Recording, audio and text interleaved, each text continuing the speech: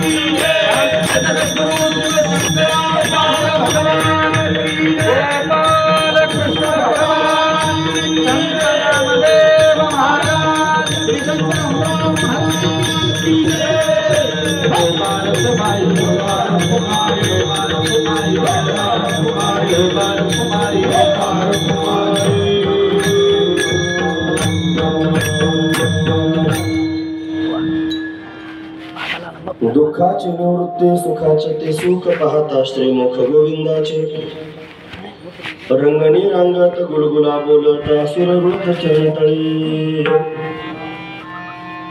प्रस्तुत प्रसंगी कीर्तन रूपी सेवेकरिता निवडलेला अभंग बाल भागवत श्री संत नामदेव महाराज यांचा 3 चरणांचा आणि भगवान श्रीकृष्ण परमात्म्याची बाललीला वर्णन करून सांगणारा अशा पद्धतीचा अभंग.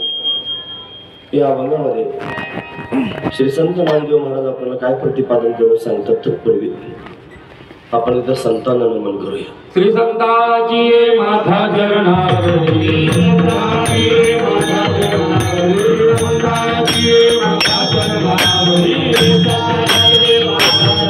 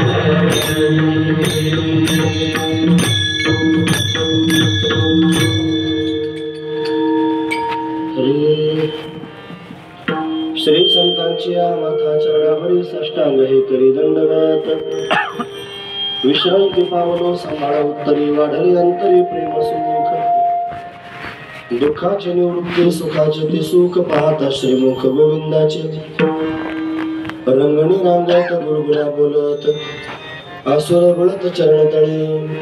प्रस्तुत प्रतिवर्षीप्रमाणे याही वर्षी संपन्न होत असणार आपला हा अखंड हरिनाम सप्ताह.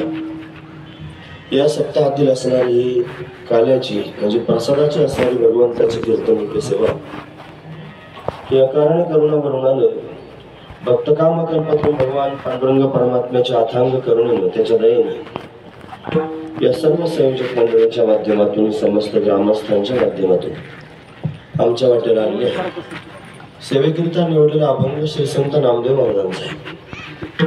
नामदेव महाराज या अभंगाच्या माध्यमातून भगवंताची लीला वर्णन करून सांगतायत. काय सांगतायत महाराज?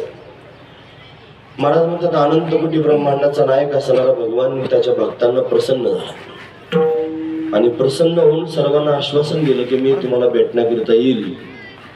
मी तुमच्यावर खेळण्याकरिता, उड्या मारण्याकरिता, बागडण्याकरिता, तुमच्यावर लीला करण्याकरिता प्रत्यक्ष प्रगट होणार आहे.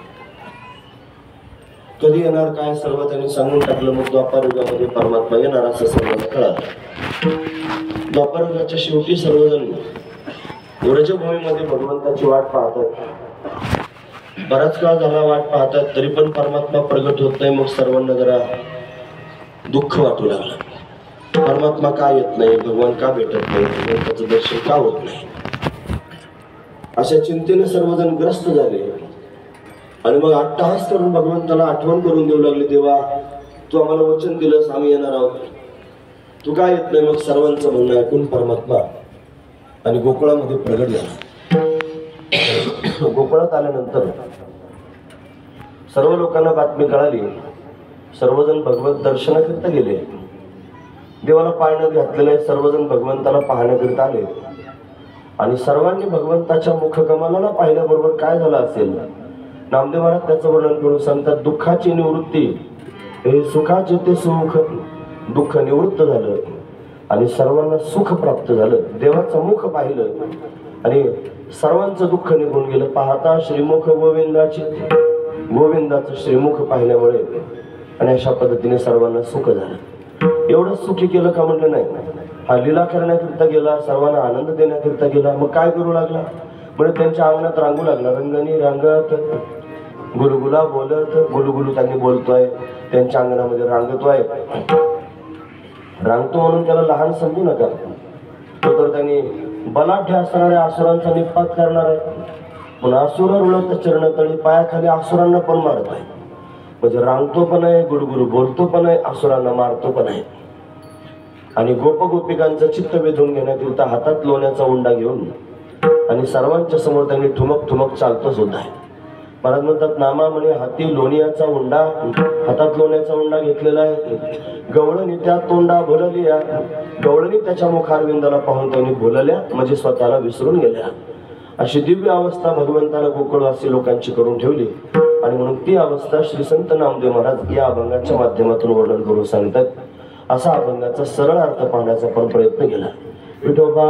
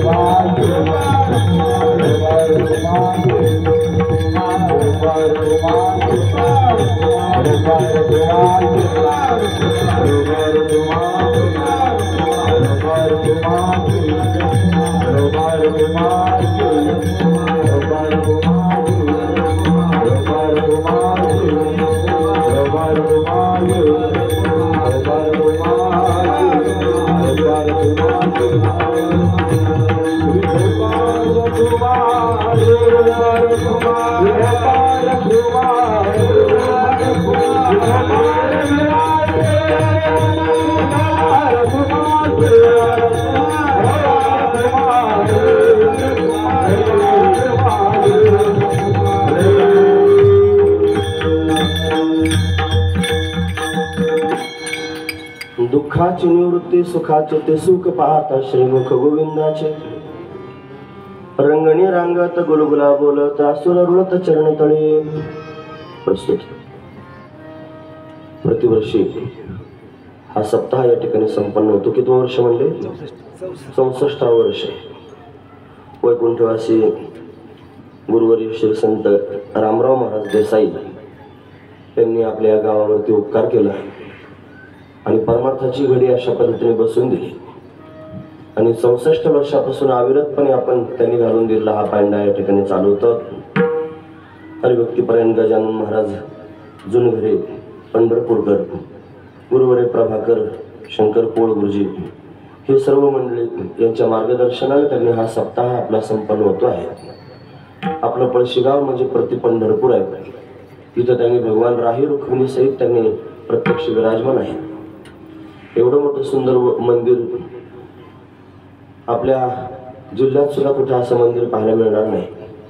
असं सुंदर त्यांनी कलाकृतीने युक्त असणार हे मंदिर आहे. निवड नक्षा केलं तर फक्त कलाकृती केली असं नाही, त्याच्यामध्ये अर्थ सुद्धा आहे. पोळकाकांनी मागच्या वेळेला मला फिरून त्यांनी ते सगळं दाखवलं, हे इथं असं आहे, ते तसं आहे. या सगळ्या गोष्टी अतिशय आखीव रेखीव त्यांनी पाहायला मिळतात. असं मंदिर त्यांनी आता किती घडवण्याचा प्रयत्न कोणी केला तरी असं व्हायचं नाही. असं सुंदर असणार हे मंदिर आहे. ही पर्वणीच आहे. बाकीची मंदिरं सुद्धा अशीच आहेत. आपल्या जुना गावाला त्यांनी जुना असणारा इतिहास आहे. म्हणून जगन्नियंता परमात्मा त्यांनी विठ्ठल या ठिकाणी उभा आहे. हा जो सप्ताह सुरू झाला, गावगाव त्यांनी एकादशीच्या निमित्ताने, द्वादशीच्या निमित्ताने कार्यक्रम होता. आपण त्रयोदशीला काला करतो. तो काला करण्याचं कारण असं आहे की आज श्री संत नामदेव महाराजांची पुण्यतिथी आहे. म्हणून नामदेव महाराज हे बाल भागवत आहेत. नामदेव महाराजांनी आपल्यावर फार उपकार केले. महाराज काय उपकार आहेत? नामदेव महाराजांनी भगवंताचं चरित्र सांगितलं, तसं तात्कालीन सगळ्या संतांचे चरित्र सुद्धा नामदेव महाराजांनी नमूद करून ठेवले. नाही तर त्या काळातल्या सगळ्या संतांचे चरित्र आपल्याला कळाले नसते. नामदेव महाराजांनी स्वतःचं सुद्धा चरित्र त्याच्यात नमूद करून ठेवलं. बऱ्याच गोष्टी नामदेव महाराजांच्या पाहण्यासारख्या.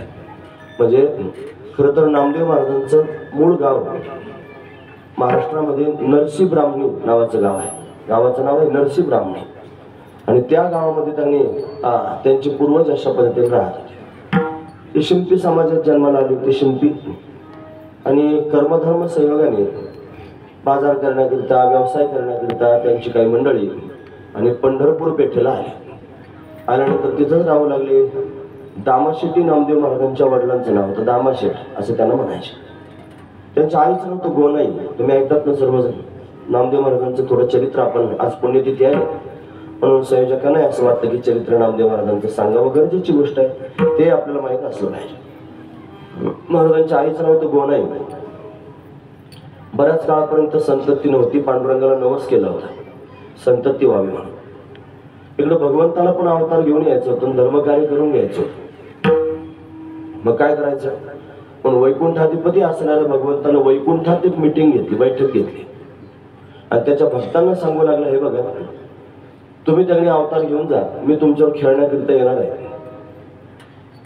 सगळ्या संतांना सांगितलं. त्याच्यामध्ये उद्धवजी महाराज आणि श्री शुकदेवजी महाराज या दोघांना प्रकर्षाने त्यांनी सांगितलं, तुम्ही जा, मी ज्ञानोबारायांच्या रूपाने प्रगट होणार आहे. भगवान सदाशिव महादेव आणि हे त्यांनी निवृत्तीनाथांच्या रूपाने येतील. ब्रह्मदेव त्यांनी सोपान होणार आहे आणि आदिशक्ती मुक्ताईच्या रूपाने प्रगट होणार आहे. मग तुम्ही सर्वजण सुद्धा आमच्या बरोबर क्रीडा करण्याकरिता, खेळण्याकरिता चला. कुठं जायचं? म्हणून त्यांनी दोघे एकाच वेळेला निघाले. श्री उद्धवजी महाराज आणि श्री शुकदेवजी महाराज दोघे त्यांनी महाराज निघाले आणि 2 नद्यांच्या तीरावर अशा पद्धतीने सापडले. एक आहे भागीरथी आणि दुसरे आहे भीमरथी. भागीरथी आणि भीमरथी अशा 2 नद्या. भागीरथीच्या काठावर एक मोमीन राहत होते. त्या मोमिनांना त्यांनी महाराज एक पुत्ररत्नाची प्राप्ती झाली. एक मुलगा सापडला आणि एका शिंपल्यामध्ये सापडला. तो मुलगा जर त्यांनी कोण असेल तर श्री कबीर महाराज, जे शुकाचार्यांचा अवतार मानला जातो. आणि पुढे जाऊन त्यांनी महाराज भागीरथीच्या तटावरती जसे कबीर महाराज आणि प्रगट झाले, तसे भीमरथीच्या तटावरती, भीमा नदीच्या तटावरती पंढरपुरामध्ये आणि दामाशेट्टीला सुद्धा भगवंताच्या कृपेनं आणि नामदेव महाराज अशा पद्धतीने सापडले. 2 प्रकारचं चरित्र सांगितलं जातं. कोणी म्हणतात गोनाई गर्भवती झाली, तिला पुत्ररत्नाची प्राप्ती झाली. कुठे त्यांनी सांगतात चमत्कार झाला, भगवंतानं स्वतःच नामदेव महाराजांना क्रीडा करण्याकरिता, लीला करण्याकरिता पाठवून दिलं. असे विविध चरित्र पाहायला मिळतात. पण नामदेव महाराजांचं प्राकट्य झालं. बालवयापासूनच घरामध्ये परमार्थाचं लोण आलेलंच होतं. परमार्थ वडिलांपासूनच सुरू होतं. पांडुरंगाची पूजा करायचं कामच दामाशेट्टींकडे होतं. देवाला नैवेद्य दाखवायचा, देवाला स्नान घालायचं, वस्त्र त्यांनी परिधान करायला लावायचे. या सगळ्या गोष्टी तर आम्हाशी पूर्वीपासून करतच होते. 4-5 वर्षाचे नामदेव महाराज झाले आणि त्यांना सुद्धा भगवंताच्या भक्तीचा छंद लागला. असा इथं वडील जे करीती त्या नाम धर्म ठेविती, त्याची येर अनुष्ठिती सामान्य सगळं जिथं वडीलधारी माणसं जे करतात तेच बाकीचे करीत राहतात. या नियमानुसार त्यांनी महाराज बाळाला हाताला घ्यावं आणि मंदिरात न्यावं. मंदिरात गेलो आणि पांडुरंगाला पाहिलं, कळू लागलं हा पांडुरंग अतिशय सुंदर आहे, दिव्य आहे, हाच माझं सर्वस्व आहे असं त्यांनी वाटलं. 5 वर्षाचे नामदेव महाराज भगवंताचा छंद लागून आणि सदैव भगवंताच्या समोरच राहू लागला. सकाळी उठले त्यांनी पोरांमध्ये खेळायचं नाही, काय नाही, पांडुरंगाच्या समोर जाऊन बसायचं. अखंड भगवंताच्या भक्तीचा छंद लागला. गोनाईला मात्र ते पटेना महाराज. तुम्ही ऐकतात ना सर्वजण, गोनाई म्हणजे नामदेव महाराजांची आई. तिला ते पटेच ना. ती म्हणजे सारखा पांडुरंगाच्या समोर जाऊन बसतो. त्याला नुसतं विठ्ठलाचा त्यांनी छंद लागला. काय पोरा लागली चट, धरली वाट देवळाची, आम्हा कुळे नव्हते ऐसे, ह्याचे पिसे निवडले. आमच्या कुळे असं नव्हतं, हे येडं त्यांनी जन्माला आलं. पिसं म्हणजे वेडं, हे सारख्या देवळात जाऊन बसतं म्हणले. हेच पिसे निवडले. मग नामदेव महाराजांना म्हणू लागले, हे बघ जरा शाळेत जा, थोडंफार शिक्षण वगैरे घे. ते शाळा बिळा पोरांमध्ये खेळणं काही आवडत नव्हतं, देवाबरोबर बोलायला आवडत होतं. म्हणून त्यांनी महाराज एक दिवशी दिवाळ सण होता. दिवाळ सणाच्या वेळेला नामदेव महाराज त्यांनी महाराज पांडुरंगाच्या मंदिरात बसले होते.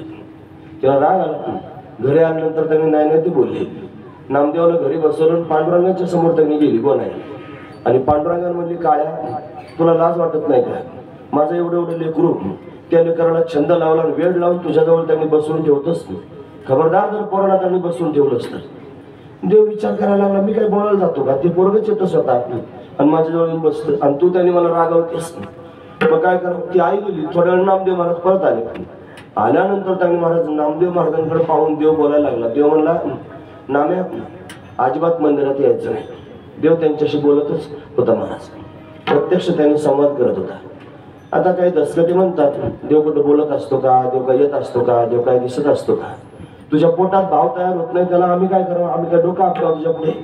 भाव धरी तयार आलेलं पाषाण दुर्जन सज्जन काय करी? ही दुर्जन प्रवृत्तीचे लोक त्यांनी महाराज त्यांना साक्षात्कारही मान्य नाही, परमात्म्याचा संवादही मान्य नाही, परमात्म्याचं दर्शनही मान्य नाही. म्हणून त्यांनी महाराज असे लोक काही कामाचे नाही, बुद्धिभेद करतात. हे तार्किक आहेत, त्यांचा संघ टाकून द्या म्हटलं. तार्किकाचा टाका संघ. पांडुरंग स्मरावं म्हणून पांडुरंगाचं स्मरण करावं. भगवान का बरं भगवान साक्षात्कार करून देऊ शकत नाही? अरे हे विश्व जर परमात्मा निर्माण करतो, हे चराचर जर परमात्मा निर्माण करू शकतो, तर सगुण साकार रूप धारण करणं काही परमात्म्याला फार जड आहे का महाराज? जग निर्माण करतो त्याला एक रूप धारण करणं. आपण निर्माण झालो नाही का? आपण कसं काय निर्माण झालो? देवानंच आपल्याला निर्माण केलं. म्हणजे आईबापाने जन्म दिला. आईबापाने जन्म दिला मग आईबापाला पाहिजे तसं मुलगा व्हायला पाहिजे, मग मुलगाच व्हायला पाहिजे. मुली का होतात? मुलगी व्हायला पाहिजे, मग मुलगीच व्हायला पाहिजे. मुलं का होतात? फार अपेक्षा अंतकरणात असते, मुलगी झाली पाहिजे. मुली करतात आणि अट्टहास करतात लोक, नाहीच मुली होत, मुलंच होतात महाराज. मग तुझ्या हातात आहे ना जन्माला घालायचं, मग घाल ना मुलगा जन्माला, घाल ना मुलगी जन्माला. का बरं तुला करता येत नाही? ते आपल्या हातात नाही, त्याच्या हातात आहे. तो सृष्टी निर्माण करणार आहे. मग सर्व काही तो जर निर्माण करू शकतो, तर मग त्यांनी एक सगुण साकार रूप धारण करू शकत नाही का? भक्तांच्या समोर प्रगट होऊ शकत नाही का? पण तो प्रगट होत असतो. एक दिवशी दामा शेट्टी त्यांनी अशा पद्धतीनं आणि कुठेतरी गावाला जाण्याकरता निघाले. देवाला स्नान घालायचं होतं, देवाला नैवेद्य दाखवायचा होता, सगळं त्यांनी काम बाकी होतं. नामदेव महाराज सारखे मंदिरात जातच होते. मग नामदेव सांगितलं, नामा तू रोज माझ्याबरोबर येतोस, नैवेद्य कसा दाखवतात, स्नान कसं घालतात तुला माहिती आहे. आज जर मला गावाला जायचं, थोडंसं माझ्या जागेवर स्नान वगैरे घालशील का? देवाला म्हणे घालतो ना. नैवेद्य दाखव म्हणे दाखवतो. देवाला स्नान घातलं, वस्त्र घातले आणि नैवेद्याचं ताट समोर नेऊन ठेवलं, दुधाचा गडवा समोर नेऊन ठेवला आणि मग भगवंताला म्हणायला सुरुवात केली, हे बघ देवा तू पटकन जेवून घे, मला जायचंय म्हणे बाहेर खेळायला, तू लवकर जेवून घे. भगवान काही केल्या खाई ना म्हणा, तू उभाच आहे असं तटस्थ. मग मात्र असं वाटलं माझे वडील रोज नैवेद्य दाखवतात, देव त्यांच्या हातचं खातो, आज ते गावाला गेले म्हणून कदाचित दुसरा असेल, माझ्या हातचं खात नसेल. मग प्रलोभन द्यायला सुरुवात केली. ते दूध पिवो मोरे गोविंद लाला, दूध पिवो मोरे गोविंद लाला, दूध पिवो मोरे गोविंद लाला, दूध पिवो मोरे गोविंद लाला, गोविंद लाला गोविंद लाला गोपाल लाला दूध पिवो गोविंद लाला दूध पिवो गोविंद लाला. भगवंता मी तुझ्या समोर काही नैवेद्य ठेवलेला आहे, दुधाचा गडवा ठेवलेला. मला असं वाटतं तर लवकरात लवकर त्यांनी दूध प्यावंच, म्हणजे मी त्यांनी घरी जायला मोकळा होईल. तरी भगवान त्यांनी मला दूध देत नाही. मग योग्य प्रलोभन द्यायला सुरुवात केली. काला बछडा दूध दुहावत देवा.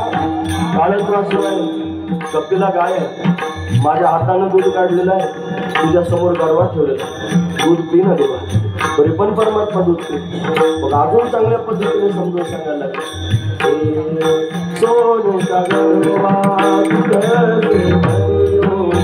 सोने का गडवा शिवो नारायण आगे सोन्याचा गडवा आहे, दुधानं भरलेला आहे, तुझ्या समोर ठेवला पी ना नारायण. का बरं भगवान तू दूध पीत नाही, तरी परमात्मा दूध पीत नाही. मग काय करा. मग मात्र त्यांनी महाराज रागावले, देवाबरोबर रागावून बोलायला सुरुवात केली. प्रभुवन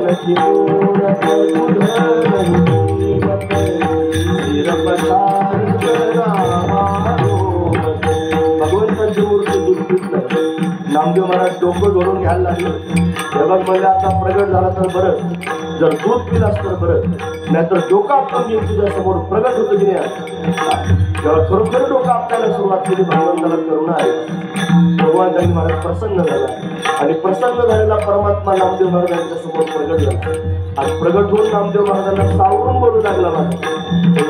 ऐसा भगत कबीर हिताया नामदेव देवसाया दूध पिवो मोरे गोविंद लाला दूध पिवो मोरे गोविंद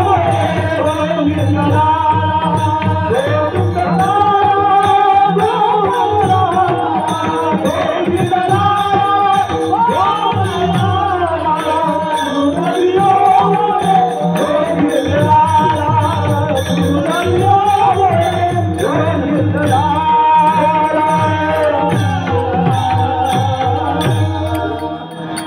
दूध पिवो मोरे गोविंद लाला दूध पिवो मोरे गोविंद लाला गोविंद लाला गोपाल लाला गोविंद लाला गोपाल लाला दूध पिवो मोरे गोविंद लाला. भगवंतांनी दूध प्या म्हणून अट्टहास नामदेव महाराजांनी केला. परमात्मा प्रत्यक्ष प्रगट झाला. नैवेद्य भगवंतानं नामदेव महाराजांच्या हातचा खाल्ला. साधू संतांची प्रमाणे नोहे हा सामान्य महिमा संतांचा नैवेद्य हातीचा मूर्ती जेवी सामान्य महिमा संतांचा नाही. नैवेद्य त्यांनी परमात्म्याने स्वतः नामदेव महाराजांच्या हाताने खाल्ला. फिरविले देऊळ जगा माझी ख्याती नामदेवा हाती दुधे झाला. औंढा नागनाथ क्षेत्रातलं मंदिरच फिरवलं आणि नामदेव महाराजांच्या हातचं दूध पिलं हे जगप्रसिद्ध असणारी उदाहरणं सर्वांच्या समोर आहेत. नामदेव महाराजांबरोबर संवाद करतच होता. गोनाई आली देवाबरोबर भांडली. तुला म्हणे त्यांनी माझं पोरग त्यांनी फक्त गंडवायचं, ती शाळा बघत नाही, शिकायचं बघत नाही, कामधामाचा विचार करीत नाही, तुझ्या समोर येऊन बसतं. काळ्या म्हणले लाज वाटली तर थोडस दुसऱ्याचे लेकरं त्यांनी असे फुगवतोच. देवाला राग आला, तुम्हाला मी बोलवतो त्याला, तो स्वतःच येतो. थोड्या वेळ नामदेव महाराज आले.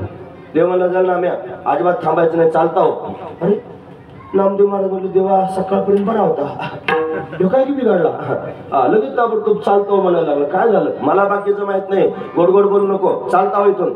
अरे अरे देवा झालं काय ते तरी मला सांग निदान, मला विचारू नको, तू चल नाही म्हणे इथून.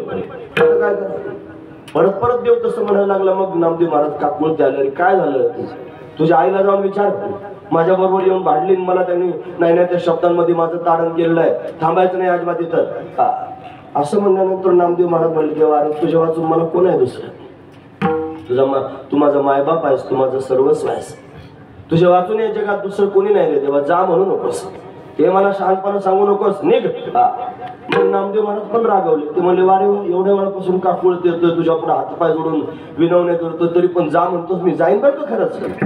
जा जा, मी खरंच जाईन बरं का देवा. नामदेव महाराज म्हणले, हा तू जा.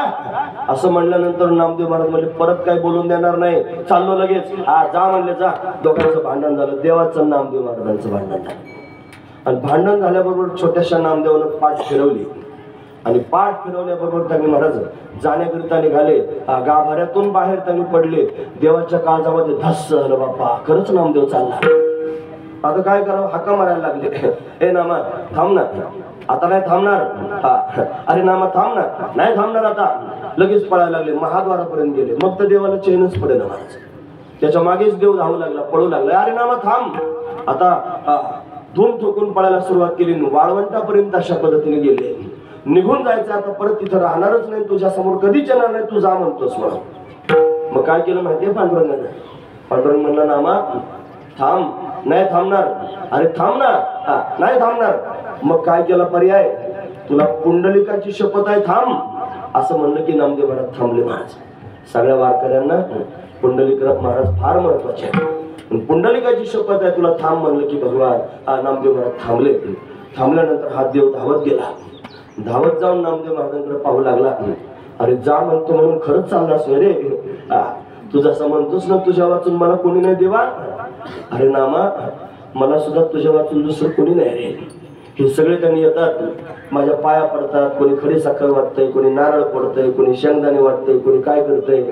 ते तेवढ्या पुरतेच आहेत स्वतःचं दुखणं माझ्या समोर गायला. पण माझ्याकरता माझ्यावर प्रेम करणार कोण आहे दुसरं? तूच त्यांनी माझा फार प्रिय आहेस, तुझ्या वाचून मला कोण आहे, जाऊ नकोस ना. असं म्हणल्यानंतर नामदेव महाराज भगवंताला बिलगले. महाराज हृदयाला लावलं. फार व्याकुळता निर्माण झाली. देव आणि भक्त त्यांनी महाराज कासावीस होऊन एकमेकाकडे पाहून रडू लागले. हेच विलक्षण असणारं प्रेम आहे महाराज, म्हणून त्यांना बाल भागवत असं म्हणतात.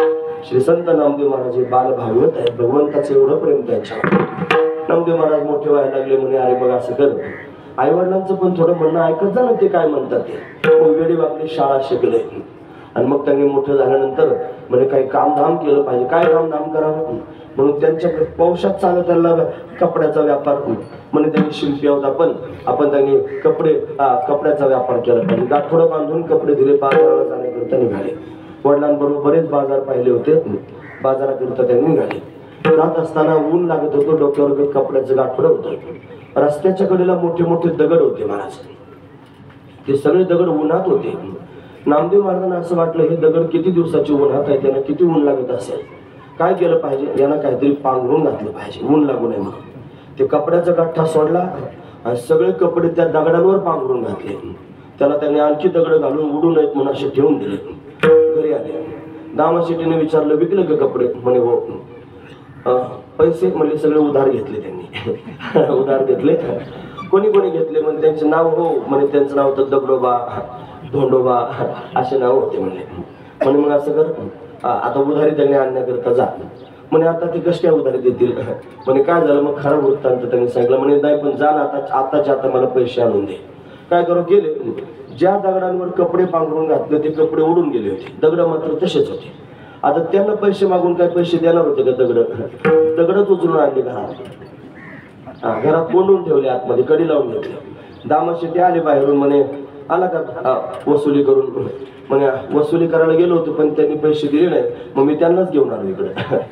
कोण आहेत पाहू तरी, असे कोण लोक आहेत त्यांना कपडे विकले. आणि पण दरवाजा उघडून पाहिलं तर आतमध्ये दगड आणून ठेवले होते. म्हणजे हे दगडोबा आहेत, हे धोंडोबा आहेत असं त्यांनी सांगितल्यानंतर दामाशेठी म्हणजे तोंड करून घेऊ का?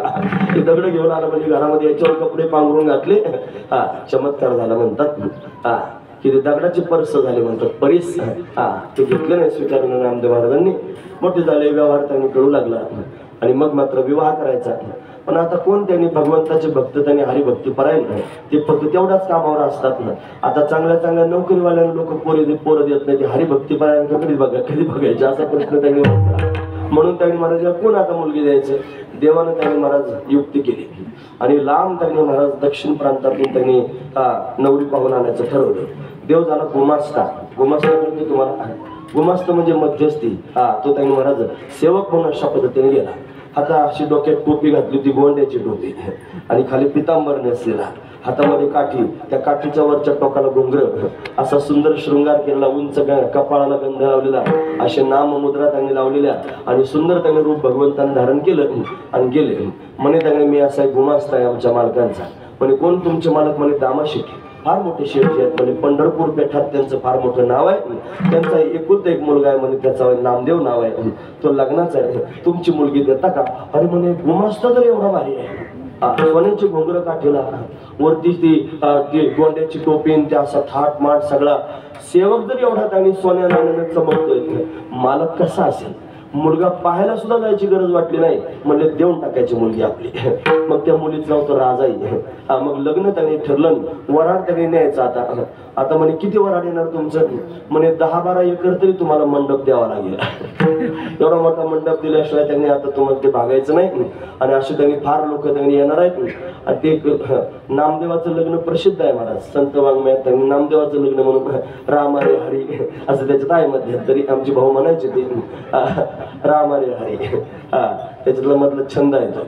आणि अशा पद्धतीने त्यांनी महाराज सगळ्या देवदेवतांना आमंत्रण दिलं आणि नामदेव महाराजांना लग्नाकरता घेऊन गेले. नामदेवाचं लग्न लावून दिलं. लग्न लावून दिल्यानंतर आता नवरी घरी आणायची, असं वाटलं मोठा राजमहाल असेल, सगळं असेल. आणि मग ते भाड्याचं घर होतं महाराज. ते पण त्यांनी 17 ठिकाणी पडलेलं होतं. बळच मग त्याला त्यांनी डागडुजी करून त्याच्यात राहत होते आणि तिथे नवरी आणली. आता लग्न झाल्यावर काय परत पाठवणार आहे? असाच संसार सुरू झाला. संसार त्यांनी होऊ लागला. 2-4 मुलं नामदेव महाराजांनी, नारायण, विठोबा, माधव आणि गोविंदा, असे 4 नारा, विठा, माधा, गोंदा, हे 4 बंधू, 4 भाऊ त्यांनी मुलं त्यांनी झाले. एक मुलगी त्यांनी होती, तिचं नाव त्यांनी आऊबाई होतं. आणि त्याला बहीण होती, तिचं नाव लिंबाई होतं.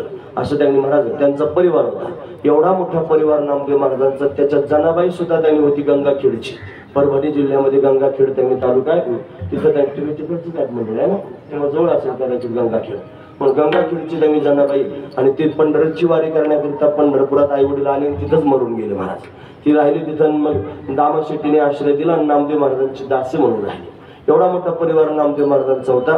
भगवंताचं भजन त्यांनी करत राहिले. पुढे जाऊन ज्ञानोबा यांच्या आधी करून भेट झाली. मग मात्र त्यांनी महाराज ज्ञान संपन्न झाले. देवानं कच्च ठरवलं नामदेव महाराजांना. म्हणजे त्यांनी गेले संतांना भेटण्याकरिता. आता ते आले, ते गोरोबा काका बसले होते, सगळे त्यांनी आले होते. आणि तर तुम्हाला गाडगे गाड्याची सवय, म्हणजे मडके गाड्याची, कच्च पक्क मडकं त्यांनी पाहायचं.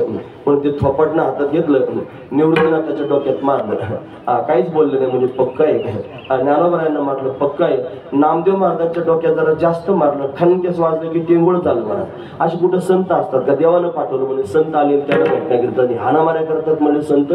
ठाणान बोंब मारीत निघले देवाच्या समोर. म्हणे अरे मला कच्च ठरलं. मुक्ताबाई म्हणजे कच्च मडकं असं म्हणलं की मला कच्च ठरवलंय असं म्हणल्यावर फार वाईट वाटलं. देव मला खरंच कच्चा आहेस नाम्या. म्हणजे कसं काय कच्चा आहे? मी तर तुझ्याशी बोलतो, तू माझ्यावर जेवतो, असं त्यांनी सगळं होतं, तरी पण मी कसं काय कच्चा आहे? म्हणजे खरंच कच्चा आहे, तुम्हाला ओळखू शकत नाही. मग काय करावं? जरा जास्त चरित्र होतंय का नामदेव महाराजांचं? नाही ना. काल्याचं कीर्तन करायचं तू म्हणून नामदेवाचं चरित्र सांगायला लागला. असं हे मी काल्याचं कीर्तन पण सांगेन. वाजू द्या 2 मरू आज कुठं पाऊस आहे. असं वेळेत थांबेन, चिंता करू नका. थोडं 5-10 मिनिटात थांबून सांगून थांबतो. नामदेव महाराजांचं चरित्र आज सांगितलं पाहिजे, गरज आहे. पुण्यतिथी नामदेव महाराजांची आहे. आणि सद्गुरू श्री रामदास बाबांची इच्छा पण होती की नामदेव महाराजांचं चरित्र सर्व लोकांपर्यंत पोहोचावं. म्हणून तर या तिथीला आपला काला त्यांनी अशा पद्धतीने ठरवला. म्हणून नामदेव महाराज अतिशय श्रेष्ठ आहेत महाराज. देवाने त्यांनी परीक्षा घेतली. एका डोंबाऱ्याचं रूप धारण केलं, डोंबारी झालं. आणि वाळवंटात त्यांनी महाराज गेला, रुक्माईला बरोबर घेऊन गेला. गरुडाला सांगितलं त्यांनी गाढव. 4 वेद आणले महाराज, ते कुत्र्याच्या रूपात आले. 6 शास्त्र आले, ते बोकडांच्या रूपात आले. 18 पुराण आले, ते कोंबडे होऊन आले. आणि सगळे त्यांनी तिथंच होते. त्याचं पाल मांडलेलं होतं, 3 दगडाची चूल मांडली होती. आणि तो म्हणत होता त्याच्या बायकोला, चल पका हंडी, भूक लागली मला, स्वयंपाक कर. तर स्वयंपाक करायचं म्हणल्यानंतर काय स्वयंपाक करावा? ते गाढव होतं की नाही, ते गाढव धरलं कापलं आणि त्या हंडीत टाकलं. ते म्हणले हंडी नाही भरते म्हणे. मग ते कुत्रे कापून टाकले. नामदेव महाराज बघतच होते, स्नान करायला गेले ते, नदीच्या काठावरच होते. 4 कुत्रे कापून टाकले, हंडी नाही भरली म्हणे. मग ते 6 बोकड कापून टाकले, तरी हंडी नाही भरली. 18 कोंबडे होते, सगळे कापले आणि टाकले त्याच्यात. म्हणजे कीर्तनात कापा कापी सांगतोय, चरित्र सांगतोय, त्याच्यात टाकून दिले मला, हंडी भरली नाही. मग काय करायचं? मग म्हणे ते नामदेव महाराज दिसले, वो छोकरा दिख रहा है ना, उसको पकड कर ला और काट कर डाल इसमें. असं म्हणले की नामदेव महाराज म्हटलं आपलीच बाई आहे. दोन ठोकून पळाले देवाजवळ, देवाच्या चरणाला मिठी घातली. देवा रे वाचव देवा, वाचव देवा. म्हणे झालं काय? अरे ते मला कापायला लागलेत म्हणे, मला वाचव. असं म्हणलं की त्यांनी कोण कापायला लागलंय? अरे म्हणे तो खिसाडी तिथं बसलाय म्हणे डोंबारीन, मला त्यांनी कापण्याकरिता अशा पद्धतीने निघालाय. असं म्हणल्यानंतर देवा हसायला लागला खतखत. म्हणे का असतो माझ्या जीवावर आलं तू हसतो? म्हणे असं नको तर काय करू? अरे मीच होतो तो. तू कसं काय होता? म्हणले मी काय तुला ओळखीत नाही का? म्हणे तुम्हाला ओळखीत नाही म्हणून तर हे सगळं चाललंय. हा सगळा प्रयोग तेवढ्या करताच आहे. तुम्हाला ओळखू शकत नाही, तुम्हाला ओळखलं नाही. खोटं वाटत असलं तर रुक्माईला विचार, तीच झाली होती कापणारी. ती त्यांनी महाराज त्याची पत्नी झाली होती. तुला अजून ओळखू येण्याकरिता त्यांनी महाराज गरुड आला होता, तो स्वतः गाढव झाला होता. 4 वेद त्यांनी कुत्र्याच्या रूपात होते, 6 शास्त्र त्यांनी बोकडांच्या रूपात होते, 18 पुराण त्यांनी कोंबड्यांच्या रूपात होते. तुला कोणीच ओळखू आलं नाही नाम्या. असं म्हणे मग काय करू देवा, आता मी खरंच कच्चा आहे.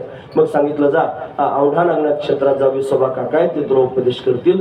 गेले ते पिंडीवर पाय ठेवून झोपले होते, त्यांना पाय ठेवून पाहिलं. मग म्हणजे याच्याकडे पाठवलंय, हा काय मला उपदेश देणार आहे? हेच देवाच्या डोक्यावर पाय ठेवून झोपलाय. म्हणे मागे फिरले की त्याने हाक मारली, नामदेवा. तरी म्हणे यार तर माझं नाव माहिती आहे. कसं काय माझं नाव माहिती आहे? असं मनात आलं, फक्त तोंडाने बोलले नाही. ते म्हणजे तुझं नावच नाही, तू कशा करता आलं हे पण मला माहिती आहे. मग चमत्कार जाणवला. म्हणजे मग तुला जर एवढं कळतं, मग शंकराच्या पिंडीवर पाय ठेवून झोपला हे तुला कळत नाही का? असं म्हणल्यानंतर मग म्हणे काय करू, मी म्हातारा झालो, माझे पाय मला उचलता येत नाहीत. मग काय करू, तू जरा बाजूला ठेवतोस का? मग ते पाय उचलले बाजूला ठेवले की चमत्कार झाला, दुसरी पिंड खालून तयार झाली. अरे म्हणे इथं पिंड आहे. सगळा गरका मारून झाला, पण पिंडीच पिंडी तयार झाल्या. 2 गोष्टी न सांगता कळाल्या. एक गोष्ट अशी कळाली, हे देवाच्या डोक्यावर पाय ठेवित नाहीत, देव यांचे पाय डोक्यावर घेतो. पहिला मुद्दा. आणि दुसरा मुद्दा असा कळाला, देव फक्त एकाच जागेवर नाही, देव हा सर्वत्र गच्च भरलेला आहे. न सांगता उपदेश झाला. परमात्मा कणाकणात गच्च भरलेला आहे. सर्वं खलुइदं ब्रह्म. मला वेदांताच्या प्रक्रिया पण सांगता येतील, पण त्या वेदांताच्या प्रक्रिया कीर्तनात सांगणं म्हणजे डबड्यात खडे घालून खडखड वाजवणं असं. डोक्यावरून जाण्याचं. मग ते सांगायचं नाहीत का? सांगायचं, पण त्याची परिभाषा कळली पाहिजे, त्याची नजर आली पाहिजे, ते कळाले पाहिजेत ना परिभाषा. पण नाही कळालं तर काय सांगता? हे लोक त्यांनी महाराज असे गुंगल्यासारखे पाहतील, डीम होतात, येशेवरच दरोडा घालतात. समोरच डुकल्या खाऊन आता पडतील का खाली असं होतं जर वेदांत सांगायला लागलं तर. परंतु वेदांत पाठात सांगायचा असतो.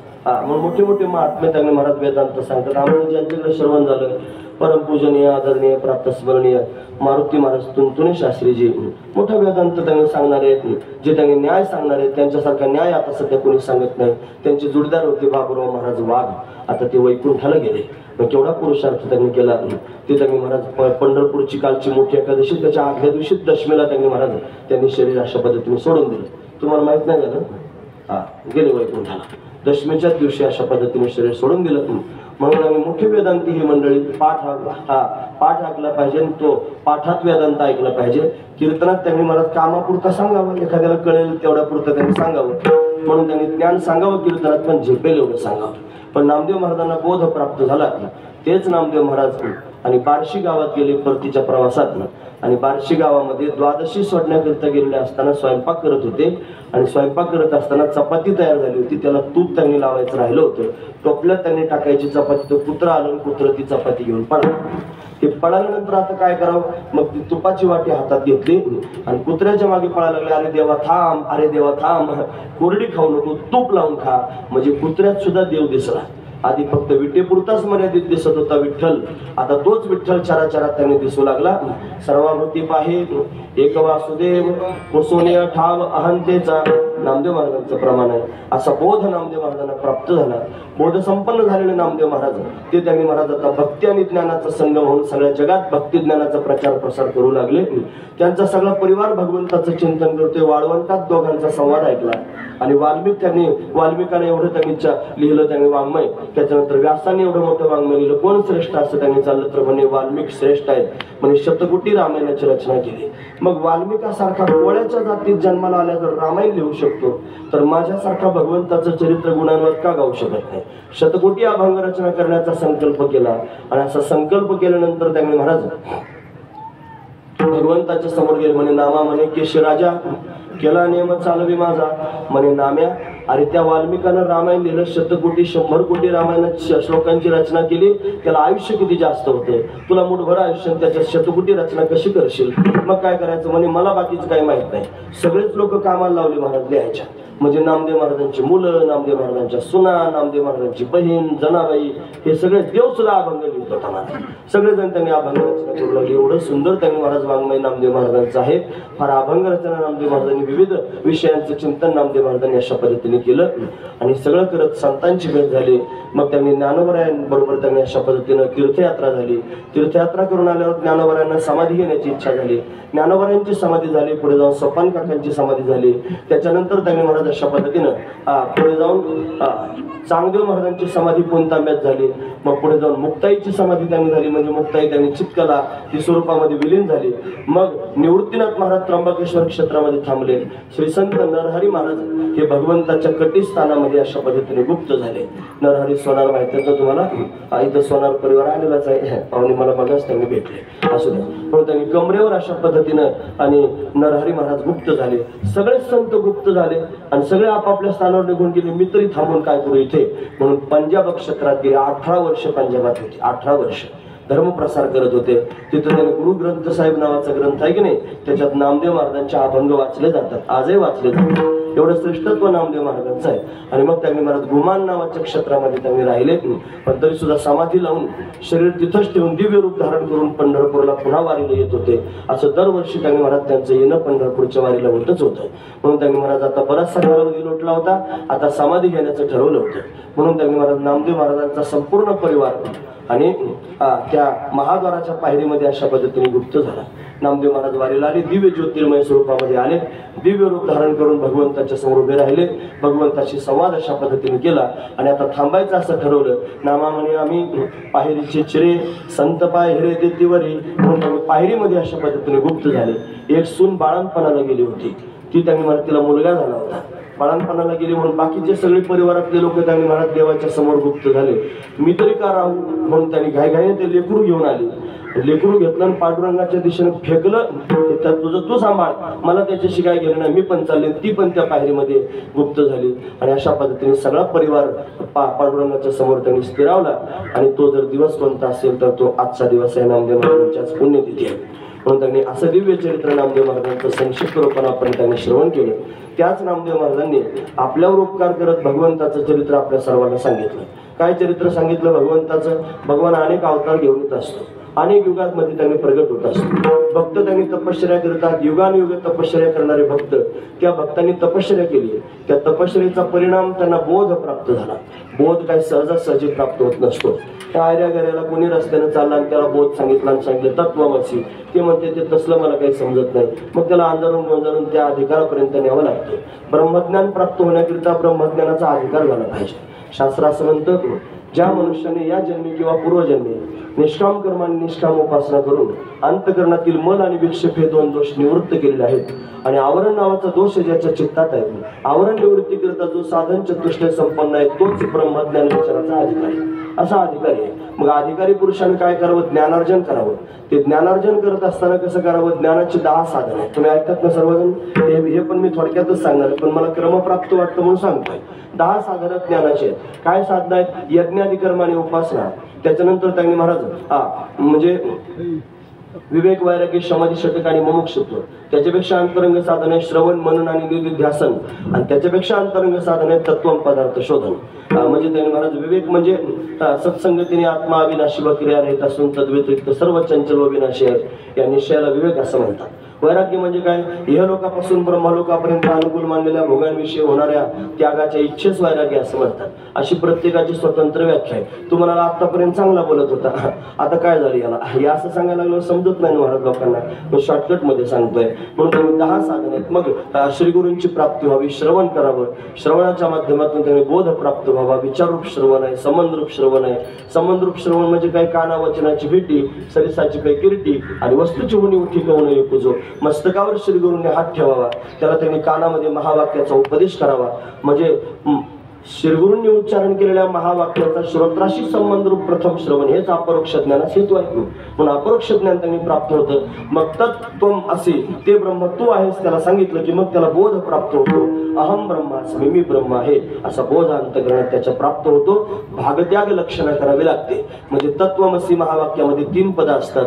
एक आहे तत्पद, एक आहे त्वमपद आणि एक आहे आसीपद. त्या तत्पद आणि त्वमपदाला 2 अर्थ आहेत, वाच्यार्थ आणि लक्षार्थ. म्हणून त्यांनी वाच्यार्थ जर तत्पदाचा त्यांनी पाहायचा ठरला तर तत्पदाचा वाच्यार्थ होतो ईश्वर आणि त्याचा लक्षार्थ होतो ब्रह्म. त्वमपदाचा वाच्यार्थ होतो जीव आणि लक्षार्थ होतो आत्मा म्हणजे कुटस्थ. आणि आसीपदानं त्याचं ऐक्य करायचं. ईश्वर आणि जीवाचं ऐक्य होत नाही उपाधी भिन्नत्वात. मग ऐक्य कोणाचं होईल? ब्रह्म आणि आत्मा एकच आहे. त्यांचं ऐक्य त्यांनी करायचं नाही, सांगितलं आहे तेच ऐक्य त्यांनी सांगितलं. त्याला तत्वमसी महावाक्याचा उपदेश म्हणतात. मग त्याला बोध प्राप्त होतो. काय? अहम ब्रह्मास्मी असा बोध प्राप्त झाला म्हणजे ज्ञान झालं की ज्ञानाच्या माध्यमातून मोक्ष स्वरूपापर्यंत जाता येतं.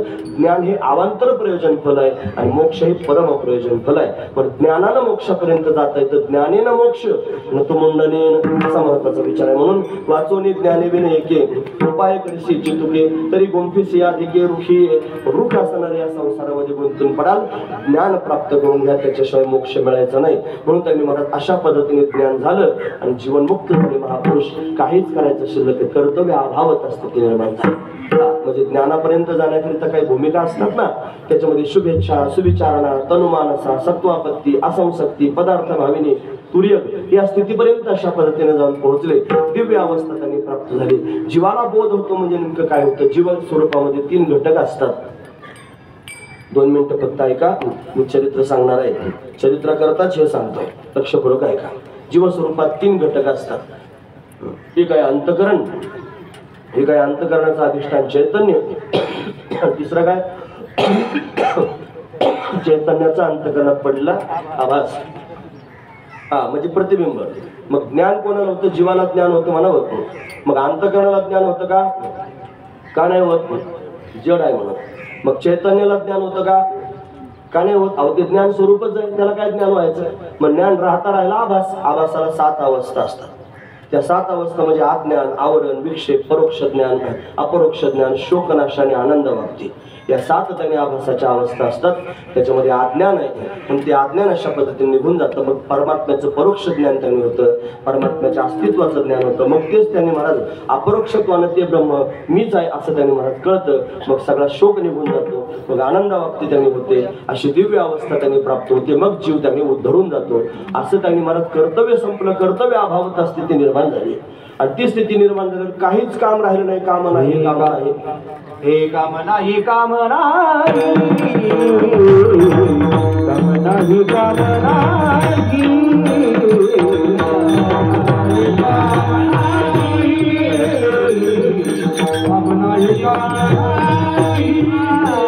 झालं बाई रे गावा, झालं बाई बाहेर गावा, झालं राजा करू गेला,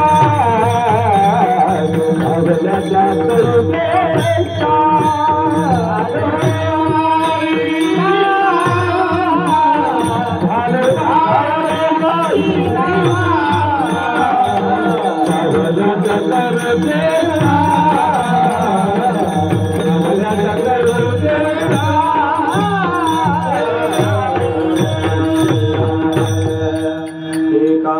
कामना हे झालो पाहिरी कामा भावल्या त्या करू चेष्टा निश्चळ द्रष्टा सोनिया. म्हणजे काही काम राहिलं नाही तर मग चेष्टा शब्दाचा अर्थ होतो. चेष्टा म्हणजे मस्करी नाही, चेष्टा म्हणजे क्रिया.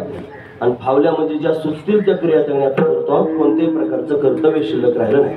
लोक मोकळे झाले की खलबत्ते कुठतात, काड्या तरी मोडतात. याला तरी कुटायचं, त्याला तरी कुटायचं. सगळ्या जगाच्या काड्या मोडीत राहायच्या, घरच्या भाकरी खायच्या आणि लोकांच्या उचापत्ती करायच्या. दुसरा धंदाच नाही महाराज काय. मी तसलं तुमच्या समोर सांगत नाही. मी सांगतोय ज्ञान झाल्यानंतर काही काम शिल्लक राहत नाही. ज्ञानाग्नीत सर्व कर्माने भस्मसात पुरते तथा अवस्था तयार झाली महाराज. त्या अवस्थेत त्याने गेले आणि दिव्य स्थिती प्राप्त झाली म्हणजे मोक्ष प्राप्त झाला. मोक्ष म्हणजे काय हो? मोक्ष मिळवण्याकरिताच हा सगळा अट्टहास आहे. हा मंडप त्याच्याकरताच आहे. ही साऊंड सिस्टम एवढी गोड आहे ही त्याच्याकरताच आहे. हे सगळे अन्नदान होणार आहे, हे कीर्तन आहे, हे सगळ्या सप्ताहात या सगळ्या गोष्टी घडतात. हे फक्त मोक्ष मिळवण्याकरताच आहे. लोकांना वाटतं निवड त्यांनी भाकरी आणायला करताय, त्याच्याकरता नाही ते. ते मोक्ष मिळवण्याकरिता आहे. हे काही पोट भरण्याचं साधन थोडंच आहे. याच्यातून त्यांनी मोक्ष म्हणजे काय, मोक्षच लोकांना कळत नाही. मग त्याची व्याख्या सांगतो. कारण वर्तमान जगताची निवृत्ती आणि ब्रह्मस्वरूपाची प्राप्ती त्याला म्हणतात मोक्ष. हे लोकांना कळणार नाही. अजून सोपं सांगतो, आत्यंतिक दुःखाची निवृत्ती आणि परमानंद सुखाची प्राप्ती त्याला मोक्ष असं म्हणतात. मग आत्यंतिक दुःख जर कोणतं असेल तर जन्म मरणाचे जे दुःख आहे ते आत्यंतिक दुःख आहे. सगळ्यात प्रबल दुःख जर कोणतं असेल तर जन्माचं दुःख आहे. त्याच्यापेक्षा ते आज्ञानामुळे प्राप्त होणार. दुःखाला कारण कोण असा जर प्रश्न विचारला तर शास्त्र म्हणते शरीर दुःखाला कारण आहे.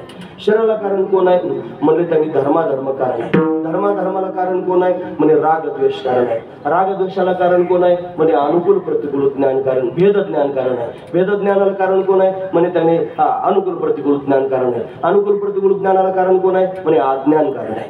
म्हणजे अज्ञानामुळे त्यांनी मला दुःख भोगावं लागतं. पण अज्ञान घालवलं की दुःख आपोआपच जाणार आहे. पण त्यांचं दुःख गेलं म्हणजे काय गेलं, अज्ञान घालवलं आणि दुःख निघून गेलं. अत्यंत दुःखाची निवृत्ती झाली आणि परमानंद सुखाची प्राप्ती झाली. असे सुखी झालेले महापुरुष आहेत, जीवनमुक्त झाले. ऐकतात तुम्ही सर्वजण, लक्षपूर्वक ऐका.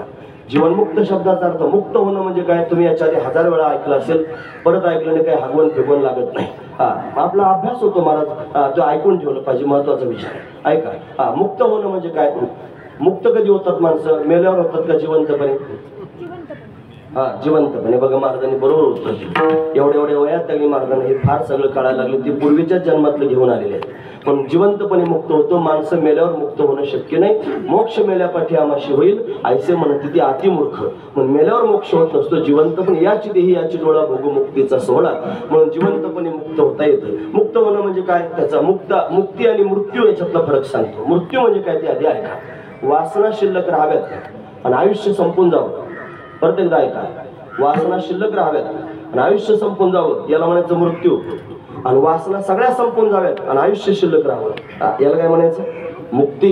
हा महत्वाचा विचार आहे. सगळ्या वासना संपल्या, वासना प्रक्षयो मोक्ष असा आहे. वासना सहजासहजी संपत नाही, कर्म अभाव सहजासहजी होत नाही, ती त्यांची झाली आणि होऊन त्यांनी मला काहीच कर्तव्य शिल्लक राहिले. मग काय केलं, मग भगवंताचं भजन करायला लागलं. ज्ञान घेऊन गावा गोविंदुगा, टाळा काळी लोपला नाद, अंगो अंगी मुराला छंद, भोग भोगिता चाटला भेद. ज्ञान घेऊन गावा गोविंदुगा, गोविंदाचं भजन केलं, गोविंद प्रसन्न झाला, प्रगट झाला. म्हणे काय पाहिजे सांगा.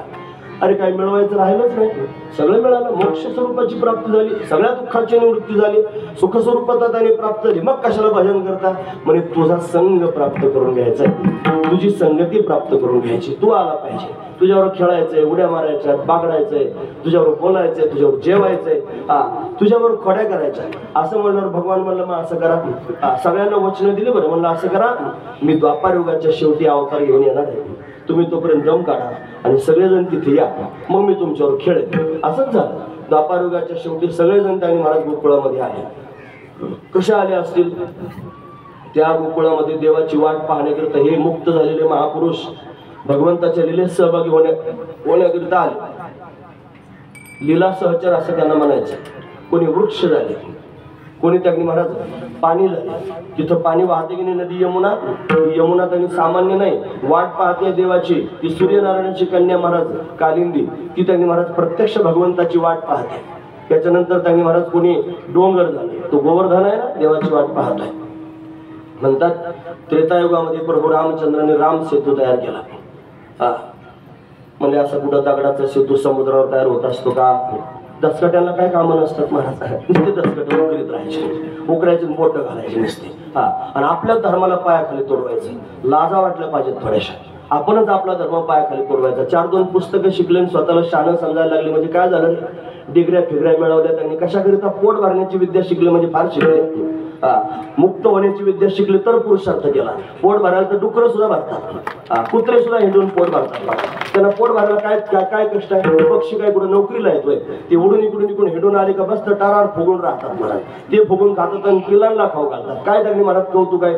पोट भरण्याची विद्या शिकला म्हणजे काय शिकला, मुक्त होण्याची विद्या शिकला, तो खऱ्या अर्थाने शिकला. म्हणून त्यांनी महाराज 4-2 पुस्तकं शिकली की लोकांच्या डोक्यात किडा वळवळ करतो आणि सगळ्यात आधी आक्रमण धर्मावर करतात महाराज.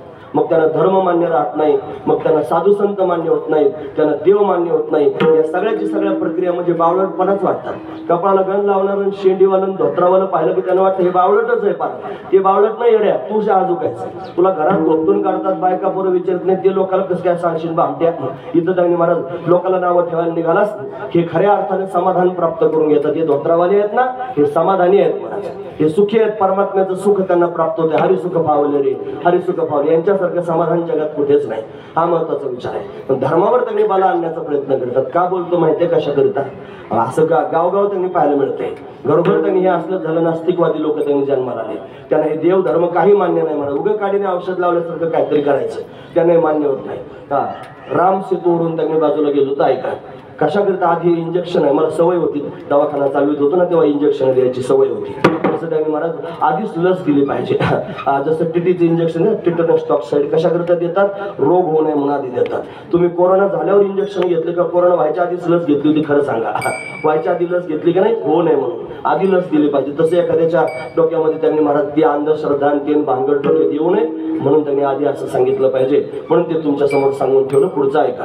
ते वानरांनी मोठे मोठे दगड आणले आणि टाकले त्या समुद्रामध्ये. ते त्यांनी अशा पद्धतीने तरंगले. राम सेतू तयार झाला.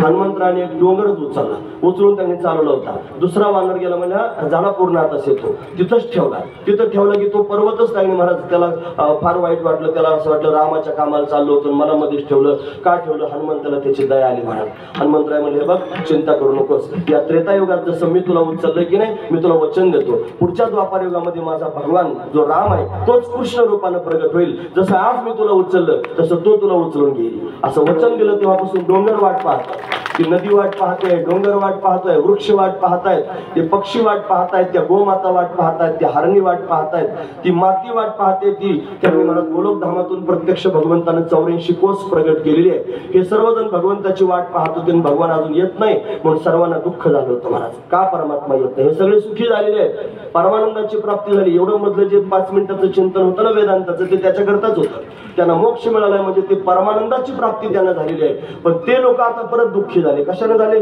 देव येत नाही म्हणून दुःखी झाले. मग भगवंताला त्यांचं अंतःकरण कळालं, मग यायचं ठरवलं. काय निमित्त करून यावं? म्हणून पृथ्वीवर पापाचा भार त्यांनी झाला. कंसासारखे, जरासंधासारखे, दुर्योधनासारखे, दुःशासनासारखे दुष्ट प्रवृत्तीचे जन्माला आले. भयंकर त्रास त्यांनी सर्वांना देऊ लागले. तिघांचा छळ मांडला.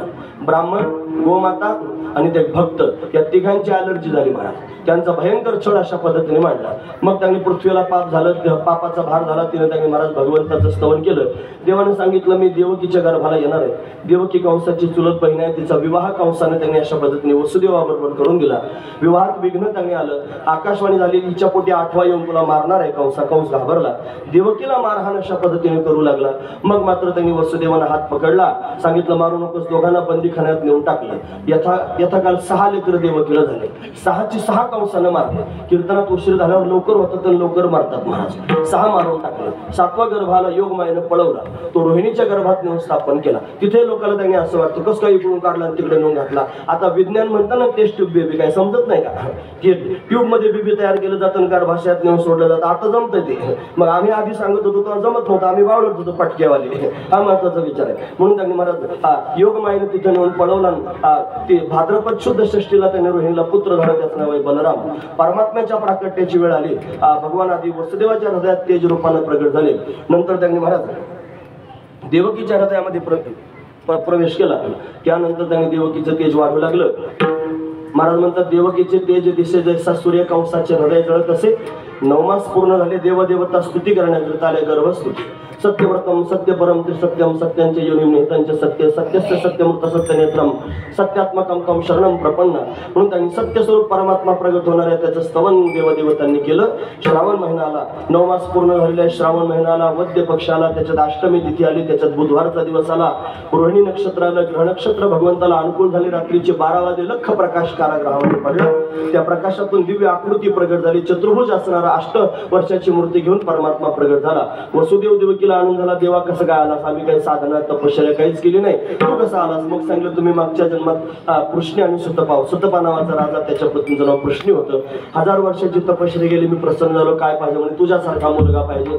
देव म्हणला माझ्यासारखा मीच आहे, जगात दुसरा कोणी नाही. 3दा तथास्तु म्हणले. मग पृष्णी आणि सुतपाच्या घरी मी पृष्णी गर्भ झालो. तेच तुम्ही कश्यप आदित्य झालात, मी तुमच्या घरी वामन म्हणून प्रगट झालो. तेच तुम्ही वसुदेव देवकी झालात, मी तुमच्या घरी कृष्ण रूपानं प्रगट झालेलो आहे. फक्त यायचं आपलं ठरलं होतं, काही थांबायचं ठरलं नव्हतं. आता मला जायचंय. म्हणजे कुठे जायचं? महाराज वर्णन करून सांग.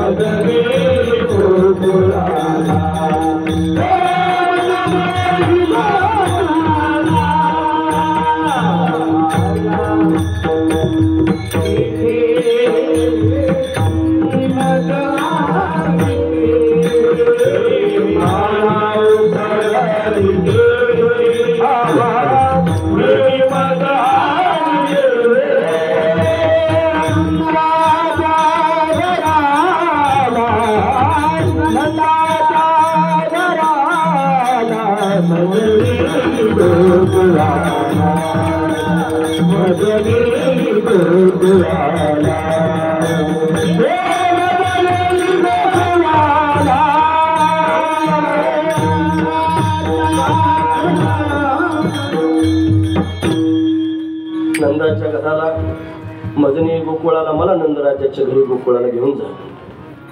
तुम्ही ऐकतात ना सर्वजण? महत्वाचा मुद्दा सांगतो. कोण म्हणतं जायचं? मी म्हणतो जायचं. देव म्हणतो जायचं.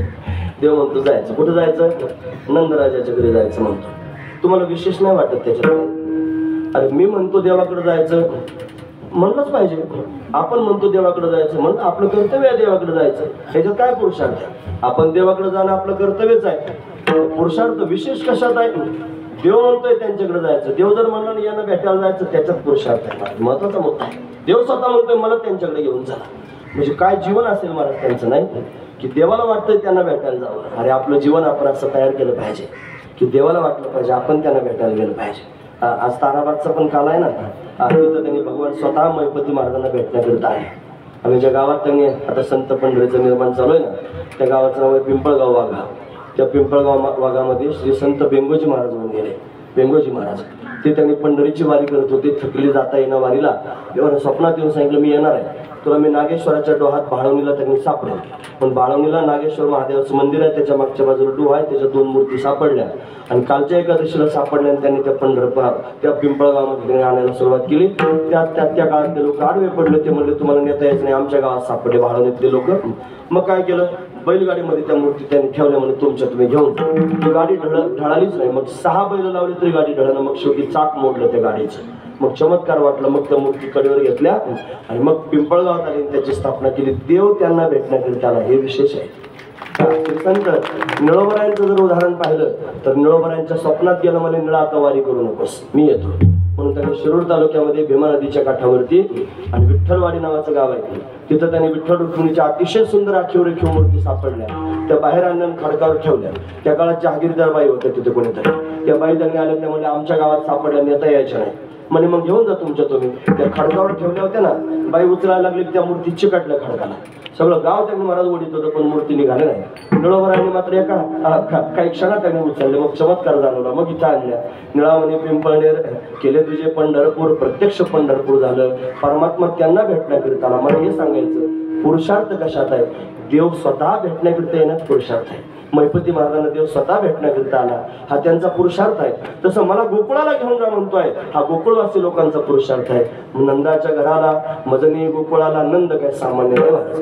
नंद म्हणजे प्रत्यक्ष त्यांनी महाराज भाव आहे आणि यशोदा म्हणजे भक्ती आहे. भक्ती भावाच्या घरी जाण्याकरिता परमात्मा निघाला. कसं न्यायचं देवा तुला? मग भगवान लहान झाला, देवकीनं मांडीवर घेतलं, स्तनपान करू लागली. मग मात्र दुसऱ्या क्षणाला आठवलं कंस आला. मग काय करायचं? सोडा सोडा मिठी, लपा लपा जगजेठी, जणी कंसाशी कळेल माझ्या बाळाशी मारेल. मग वसुदेवानं भगवंताला उचलला कमळापती, पायची बंधने गळती, बंधने गळाली, द्वारपाल झोपे गेले, दरवाजे उघडले, टोपली जवळ आली, देवाला टोपलीत घातलं, डोक्यावर घेतलं, रस्त्याने चालू लागले. दो पाऊस पडू लागला. शेष वरतून फन धरला, यमुनेला पूर आला, पुरात प्रवेश केला. नाका तोंडात पाणी जाणार वसुदेवाच्या भगवंतानं ओळखलं. चरणस्पर्श केल्याबरोबर त्यांनी यमुना दुभंगली, तिनं रस्ता दिला. पलीकडच्या काठाला गेले. यशोदाराणीच्या समोर कन्या प्रगट झाली होती. आपला मुलगा तिथे ठेवला, कन्या आपल्या बरोबर घेतली आणि मग पुन्हा कारागृहामध्ये त्यांनी आले. मायेच्या प्रभावानं परत नदीनं रस्ता दिला. महाराज माया किमकिम न करोती अघटित घटना पटयसी माया, म्हणून त्यांनी मायेच्याच भगवंताची 3 प्रकारची माया असते महाराज. एक आहे विमुखजन मोहिनी माया, तुम्ही ऐकतात ना सर्वजण, महत्वाचा मुद्दा सांगतो. दुसरे स्वजन मोहिनी माया, तिसरं स्वमोहिनी माया. विमुखजन मोहिनी माया म्हणजे काय? किती प्रयत्न केला तरी देवाजवळ जाण्याचं देवाजवळ जाऊ देत नाही, तर्क निर्माण करते. ज्यांच्या बुद्धीमध्ये तर्क निर्माण होतं ना, शास्त्र पाहताना किंवा संत वचन पाहताना, समजायचं ते मायेच्या तडाक्यात सापडलेले आहेत. पण संत वचनांवर आणि शास्त्रांवर कधीच आक्षेप घ्यायचा नाही महाराज. म्हणून त्यांनी तस्मात शास्त्र प्रमाण, ते शास्त्राला प्रमाण मानायचं. संतांचं वचन प्रमाण त्यांच्या बोला असं त्यांनी म्हणलं पाहिजे, त्याला प्रमाण मानलं पाहिजे. हा महत्वाचा विचार आहे. पण शास्त्र म्हणेल ते सांडावे, ते राज्यही तृण मानावे. शास्त्रानुसार आपलं जीवन असावं, आपल्या जीवनाला शास्त्र असं. लोक कोणतंच शास्त्र पाहत नाही. हे जे बोलतो मी बडबड करतोय, हे व्याकरण शास्त्रात बोललं पाहिजे. बोलणं सुद्धा व्याकरणात असलं पाहिजे. मी आत्ताच इथं आलं असं जर म्हणलं तर कसं वाटतं तुम्हाला ऐकायला? काहीतरी स्वरातून गेल्यासारखं वाटतं. मी आत्ताच आलं, हे आलं काय आलं? मी आत्ताच आलो म्हण ना, हे कसं कानाला गोड वाटते की मी आत्ताच एवढ्या तिथे आलो का आलं. हे जसं त्यांनी मला व्याकरणात बसत नाही, तसं त्यांनी बोलणं ना व्याकरण शास्त्र त्यांनी असावं. आपलं त्यांनी आचरण पूर्वमीमांसा शास्त्रानुसार असावं. आपला विचार हा त्यांनी उत्तरमीमांसा शास्त्रानुसार असावा. शास्त्र अतिशय महत्वाचं आहे. म्हणून त्यांनी महाराज परमात्मा ही सगळी तरतूद करतो. म्हणून त्यांनी महाराज त्या संतांवर, त्या शास्त्रावर त्यांनी विश्वास ठेवला पाहिजे. हा महत्वाचा विचार आहे. म्हणून त्यांनी महाराज माया प्रगट झाली. त्या मायेच्या प्रभावाने या सर्व गोष्टी घडल्या. कंस धावत आला, तिला मारण्याकरिता हातातून निसटते. तिने सांगितलं की मया हातो मंदा, मला काय मारतोस मूर्खा, तुला मारणारा माझ्या आधी जन्माला आला.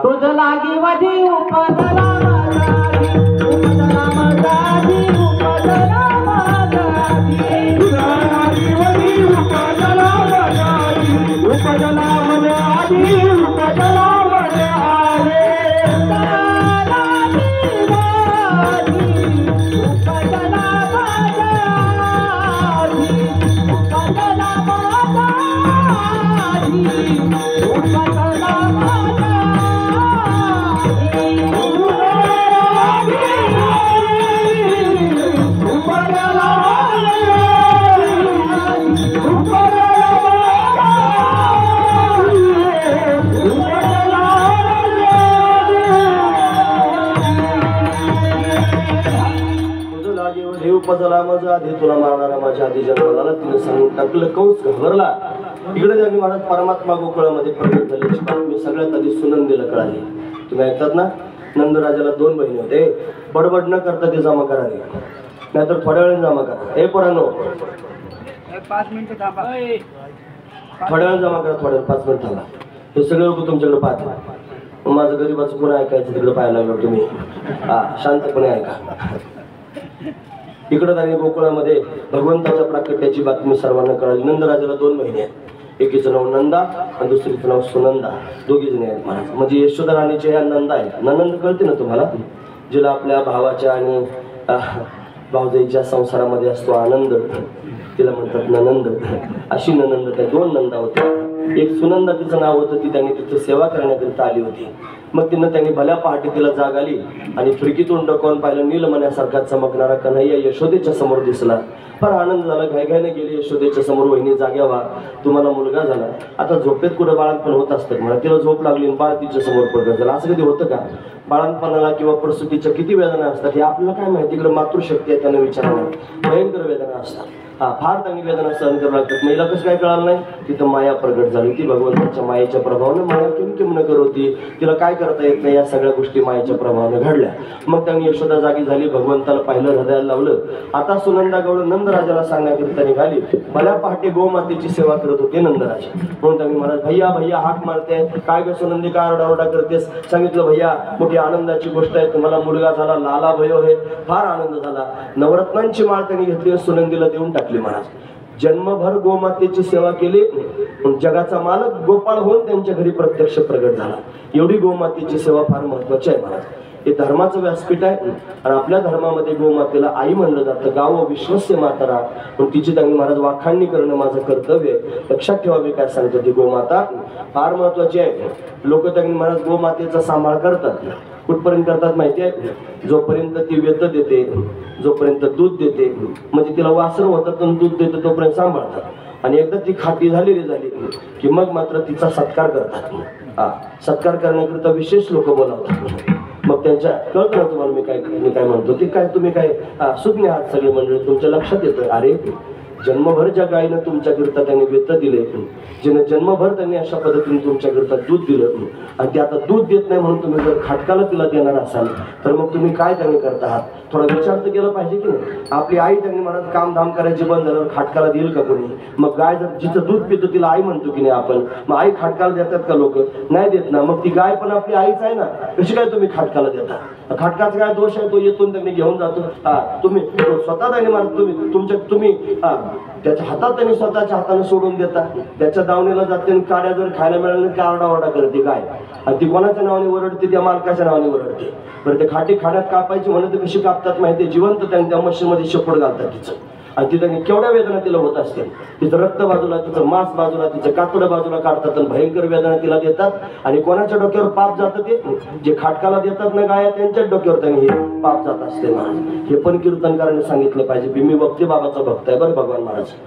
वक्ते बाबा त्यांनी ठोकून आणत होते सगळ्या लोकांना. माझा तेवढा अधिकार नाही, तरी सुद्धा महाराज गोमाता सांगणं माझं कर्तव्य आहे म्हणून मी तुमच्या समोर सांगतोय.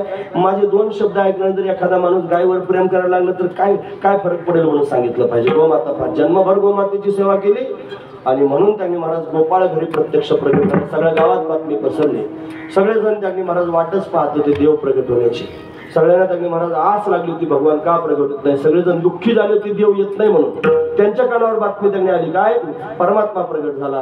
सर्वजण त्यांनी महाराज नटून थटून शृंगार करून खेळणा पाळणा असून ठवडा वस्त्र आभूषण घेऊन भगवंताला पाहण्याकरिता आले. देवाला पाळण्यात घातलं होतं. पाळण्यात घातलेला तो देव त्यांनी पाहण्याकरिता 4 दरवाजे आहेत नंदराजाच्या घराला. चतुशाल असणारं भवन आहे. म्हणून त्यांनी नंदा घरी झाली दाटी. सगळे गोपाळ गोपिका त्यांनी भगवंताला पाहण्याकरिता आले, आणि देवाला पाळण्यात घातलेलं अशा पद्धतीने सगळ्यांनी पाहिलं. देवाला पाहिल्यानंतर काय झालं असेल, त्यांची ती दिव्य स्थिती, त्यांची ती अवस्था श्री संत नामदेव महाराज वर्णन करून सांगते. दुःखाची निवृत्ती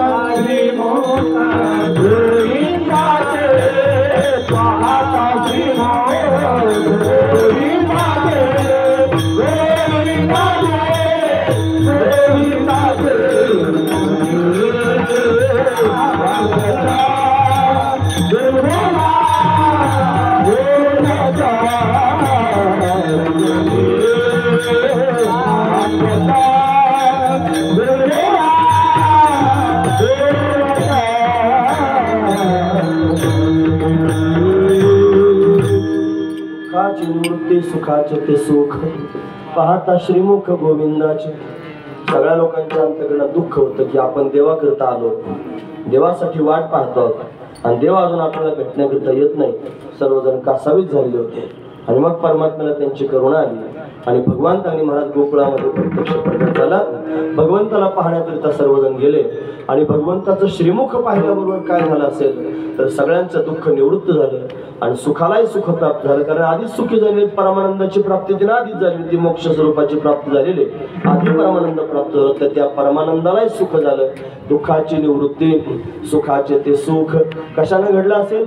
आता श्रीमुख गोविंदाचे, गोविंदाचं श्रीमुख पाहिलं आणि अशी स्थिती सर्वांनी निर्माण झाली. इकडं सगळ्या गोकुळवासी लोकांना सुख झालं, पण तिकडं दुष्टा चळका पसुटला, कंसाला मात्र भय निर्माण झालं. त्याला वाटलं मला मारणारा जन्माला आला, त्या देवीनं मला सांगितलं. मग त्यानं ती पुतना पाठवली महाराज भगवंताला मारण्याकरिता. पुतनीचा उद्धार भगवंतानं करून टाकला. शोषिली पुतना येणे मोहिलेले करू आणि नसंडे बापर खुमा देवी वरू, म्हणून त्यांनी महाराज पुतनेचा उद्धार भगवंताने करून टाकला. तो सनकाधिकाचे निमाने सायुज्य सौरस्वती तिला पुतने जी विषाचे स्तनपाने मानवाने विष घेऊन मारायला आली होती, तिचा उद्धार परमात्म्याने करून टाकला. पुतना मारल्याची बातमी कंसाला कळाली. कंसाला महाबळ नावाचा असुर पाठवला. तो ब्राह्मणाच्या रूपात आला. माझा भगवान ब्राह्मणांवर विशेष प्रेम करतो. भगवान गो ब्राह्मण प्रतिपालक आहे. तुम्ही ऐकतात ना सर्वजण? गो ब्राह्मण प्रतिपालक, गोमातेवर प्रेम करतो, ब्राह्मणांवर प्रेम करतो. त्यांच्यानंतर एकच त्यांनी असा स्वयंपूर्ण राजा झाला. तो राजा म्हणजे छत्रपती शिवराय, की ज्या राजाने त्यांनी महाराज गो ब्राह्मण प्रतिपालक ही पदवी प्राप्त करून घेतली. गोमातेचा सांभाळ करणारा राजा, अतिशय श्रेष्ठ असणारा राजा महाराज. म्हणतात लोक फक्त छत्रपतीचं चरित्रच ऐकतात, त्यांच्यासारखं वागायचा प्रयत्न करीत नाहीत महाराज. छत्रपती जर मनामध्ये साठवले असतील तर कधी कधी त्यांचे गुण पण आपल्या अंगात साठवले पाहिजे. फार महत्वाचा मुद्दा आहे. त्यांच्या पुढे गाय कापीत होता मनुष्य. तो गाय कापतोय, बाल वयात होते, काही जास्त वय नव्हतं. गाय कापतो हे पाहिलं, तलवार हातात घेऊन त्याचा हातच कापून टाकला. छत्रपतींचं हे नाही सांगितलं लोकांना, तेव्हा ते भांडणं लागते. मग ते ठेवा दाखवून. छत्रपतीने रायरेश्वराच्या पिंडीवर त्यांनी रक्ताचा अभिषेक केला. हे नाही लोकांसमोर सांगितलं. भगवती जगदंबा प्रगट होऊन तलवार दिली, ती म्हणतात ती अंधश्रद्धा आहे, असं लोकांच्या समोर त्यांनी सांगितलं जातं. एक त्यांनी महाराज स्त्री यवनाची अशा पद्धतीने धरून आणली आणि भेट म्हणून छत्रपतीने ती बहीण म्हणून स्वीकारली. तिला साडी चोळी देऊन त्यांनी मेहनत घालून तिच्या घरापर्यंत पाठवली. हे नाही त्यांनी महाराज लोकांसमोर सांगितलं जात. असा एकमेव राजा छत्रपती सारखा त्यांनी समाजामध्ये झाला. बहुजन समाजाचा आदर करणारा हा राजा. असं त्यांनी कधीच घडलं नाही. छत्रपतींच्या काळामध्ये त्यांनी त्यांच्या दरबारामध्ये कधीच बाई नाचली नाही महाराज. छत्रपतींच्या दरबारामध्ये एवढं श्रेष्ठत्व छत्रपतींचं होतं. राजर्षी होते महाराज, म्हणून त्यांनी राजा असं ऋषितुल्य असणारं जीवन छत्रपतींचं होतं. असेच छत्रपती आहेत गो ब्राह्मण प्रतिपालक. तसा भगवान गो ब्राह्मण प्रतिपालक आहे, म्हणून त्यांनी ब्राह्मणाच्या रूपात आला. कपटिया महाबळ भट्टा दिले पिढेदान. तो ब्राह्मण नारायण पंचांग सांगायला लागला. नकली धोतर नेसला, नकलीच जानवर त्यांनी लावलं, नकलीच पंचांग घेऊन आला आणि ते बसायला पाठ दिला, टेकायला पाठ दिला, पंचांग ठेवायला पाठ दिला, सगळं सांगायला लागला. तुझं पोरग असं तसं आधी चांगलं सांगितलं. नंतर त्यांनी महाराज मग सांगायला लागलं, हे पोरग थोडं चोऱ्या करेल. अरे म्हणे चोऱ्या, मग आपण त्याला समजून सांगू. म्हणे खोड्या करेल, म्हणे अजून त्याला दंड देऊ. हा व्याभिचार करेल, म्हणे आपण काहीतरी शिक्षा देऊ. 16,108 बायका करेल. नंदराजाची छातीच मोठी झाली, एवढ्याच सोनं मला येतील.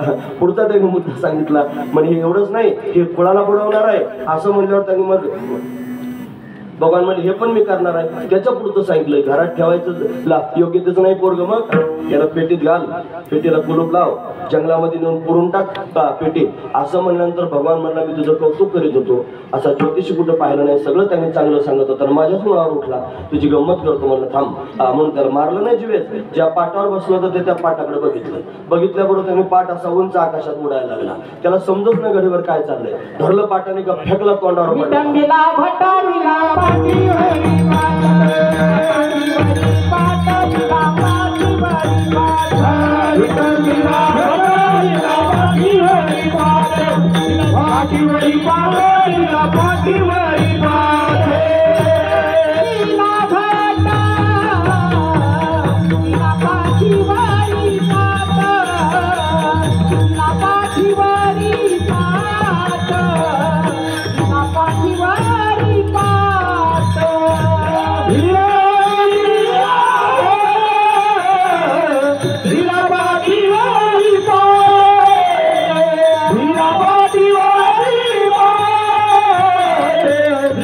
Bye.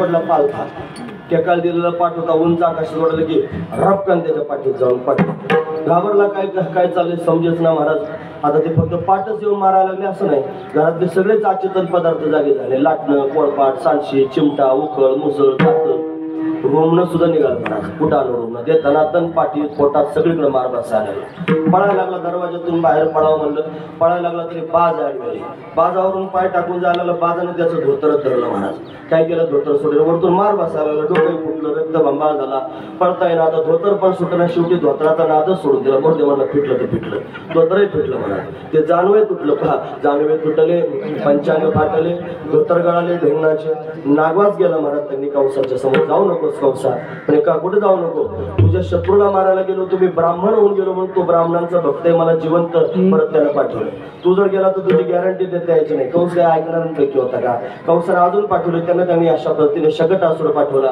तेव्हा लाग घातली की मरून गेला महाराज त्यानं तृणावर्त पाठवला मुंडकच पिरगळून मारून टाकला त्याच्यानंतर त्यांनी महाराज कागासूर पाठवला कावळ्याच्या रूपात आला पारणाच उचलून घ्यायला लागला देवाने त्यांनी महाराज असा कुठावला त्यांनी महाराज फडफड करून मरून गेला त्याच्यानंतर रिठासूर आला एक बाई त्यांनी डोक्यावर पाठी घेऊन घ्या सोया पोत पनी असं म्हणत रिठे घ्या कशाचे रिठे मला रिठा त्यांनी असा असतो बाळाच्या गळ्यात जर बांधला तर बाळाला दृष्ट लागत नाही तर तिच्याकडून रिठा घेतला तो रिठासूर त्याच्यात घुसला होता देवाच्या गळ्याला त्यांनी बांधल्यानंतर त्यांनी महाराज देवाने विचार केला मामा पर गळ्यापर्यंत आला मग काय केलं पाहिजे त्याच्या तोंडात अजून दात उघडले नव्हते चांगले असाच त्यांनी हिरड्यांखाली दाबला की तसाच मारून टाकला रक्ताचा पूर्व आल्याने निळोबराने बाळकडे त्याचं वर्णन केले म्हणून त्यांनी रिठासूर मारला असे अनेक असुर भगवंतांना मारले काग बगर रिठा मारले बाळपणे अवघे दैत्य खाणी बुडविली सारी दैत्यांची खानच भगवंताला बुडून टाकली एवढंच केलं का म्हणजे नाही मग हा त्यांनी यशोदेला आनंद देण्याकरिता तिच्या अंगणामध्ये रांगू लागला तिच्याशी गुलुगुलू बोलू लागला आणि त्याचबरोबर असुरांना पण मारू लागला महाराज म्हणून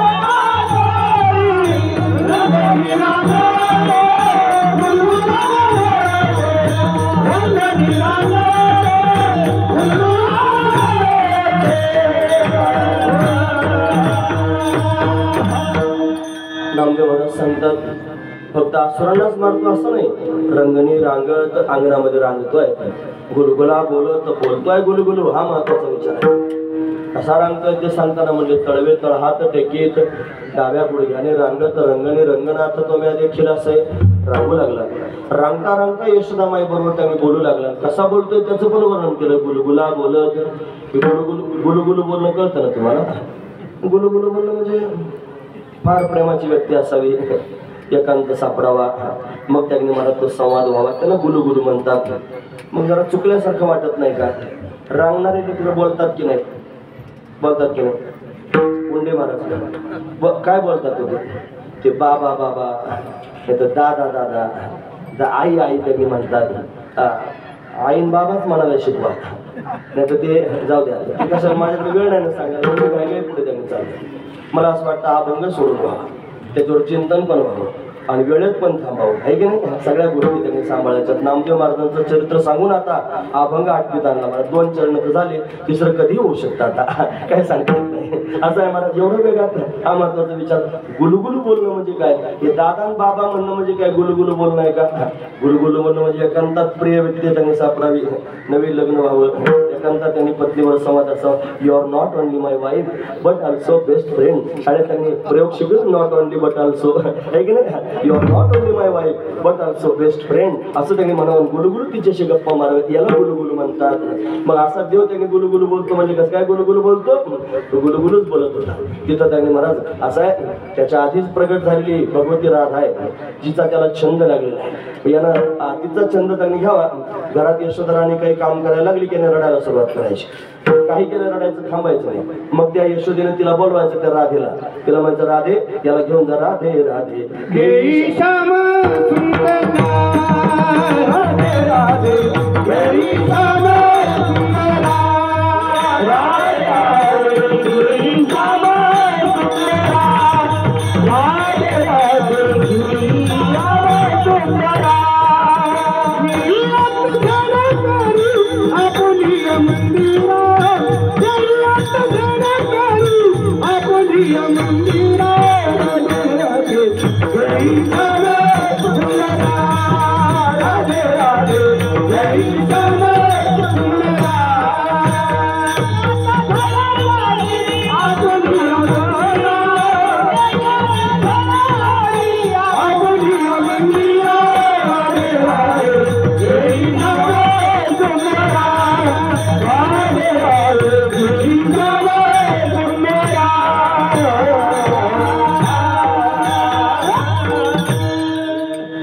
राधे राधे जय श्याम सुंदरा. राधे राधे ये श्याम सुंदरा.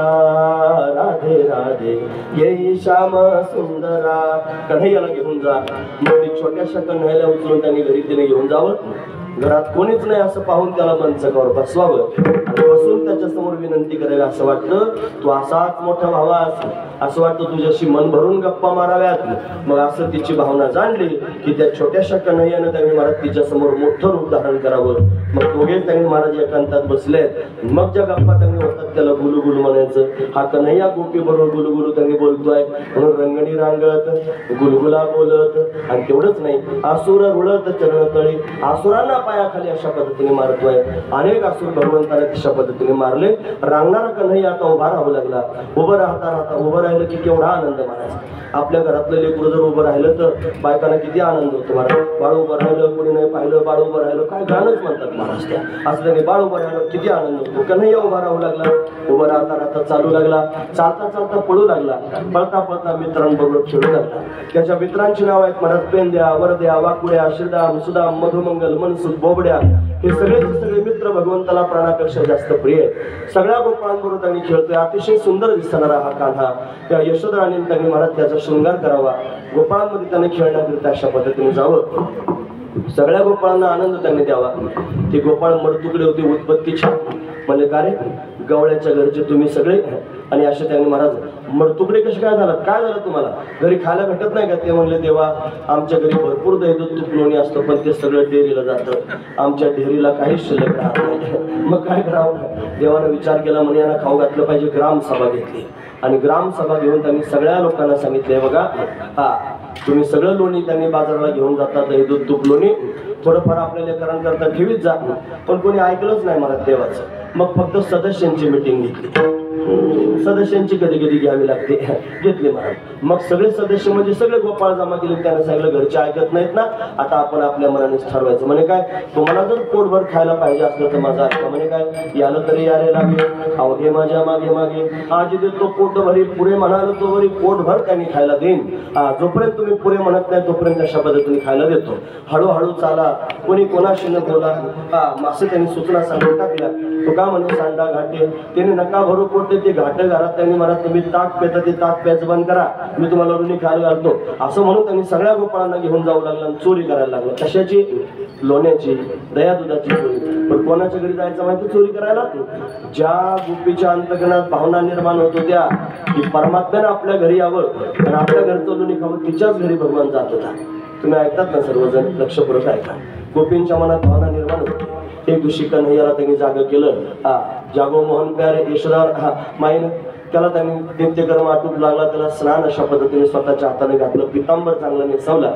त्याच्या गळ्यात शेला त्यांनी घातलेला आहे. गळ्यामध्ये सुंदर सुंदर त्यांनी वैजयंती माला पुष्पांच्या माला त्यांनी घातल्या. त्याच्या डोळ्यामध्ये काजळ घातलेले आहे. केशभूषा माता बाबर जोडती तयार केलेली आहे. त्याच्यावर मोर मुकुट ठेवलेला आहे. कपाळावर चंदन लावलेलं आहे. केशराची ओटी दिलेली आहे. मनगटामध्ये मनगटे आहेत. दंडामध्ये बाजूबंद आहेत. त्याच्या हातात बासुरी दिलेली आहे. कमरेवरती बासुरी खोवलेली आहे. मग मांडीवर बसवलेलं आहे. हातामध्ये त्यांनी लोण्याची वाटी घेतली. स्वतःच्या हातानं लोणी त्याला खाऊ घातलं आणि लोणी खाऊन त्यांनी ढेकर द्यायला लागला. मग त्यांनी मला उरलेलं लोणी असंच हातात घेतलं. मैयाला म्हणलं मैया मी मित्रांमध्ये खेळायला जाऊ म्हणलं की जा म्हणले. हातात लोण्याचा उंडा त्यांनी घेतला आणि रस्त्याने त्यांनी चालायला लागला. घराच्या बाहेर आला. मोठ्या मोठ्याने आरडाओरडा करायला लागला. हे पेंद्या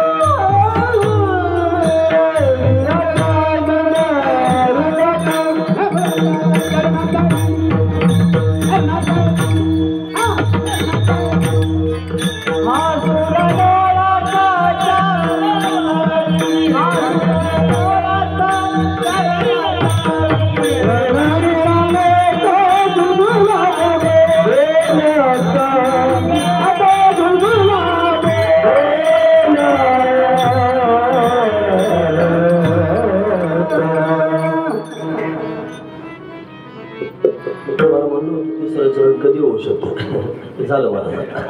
नामा म्हणे आती लोण्याचा उंडा गवळणी त्या तोंडा भुललिया. हे पिकलेले फार गोड लागतात नाही का? हे पण चांगले हे पण पोटाच्या कामाचे आहेत. आपण पिकलेलेच गोड लागतात की नाही? नामा म्हणे आती लोण्याचा उंडा नाही कळा तो लेट कळाला गवळणी त्या तोंडा भुललिया.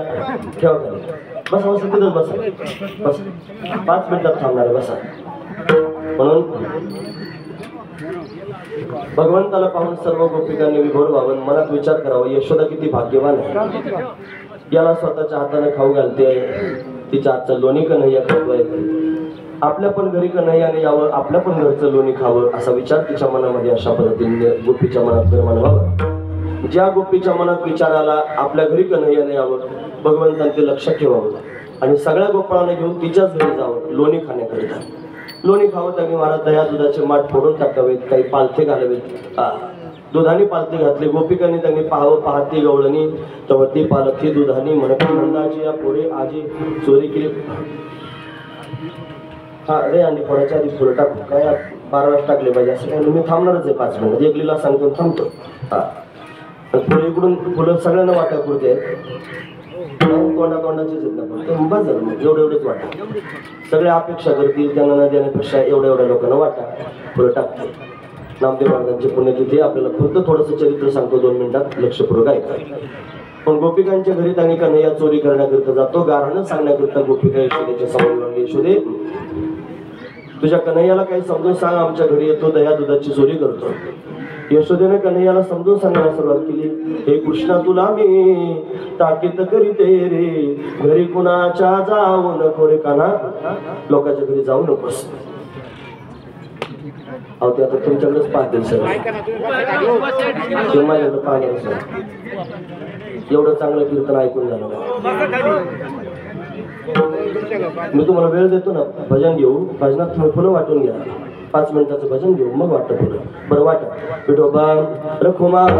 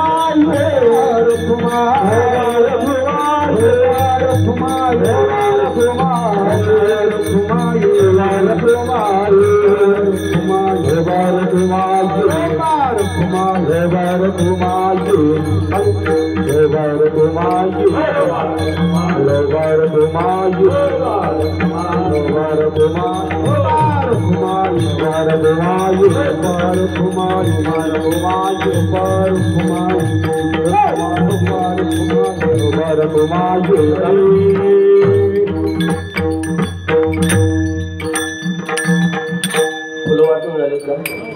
12 वाजले टाकायचे फुलं. पुंडलिक मन मोठं पंढरीनाथ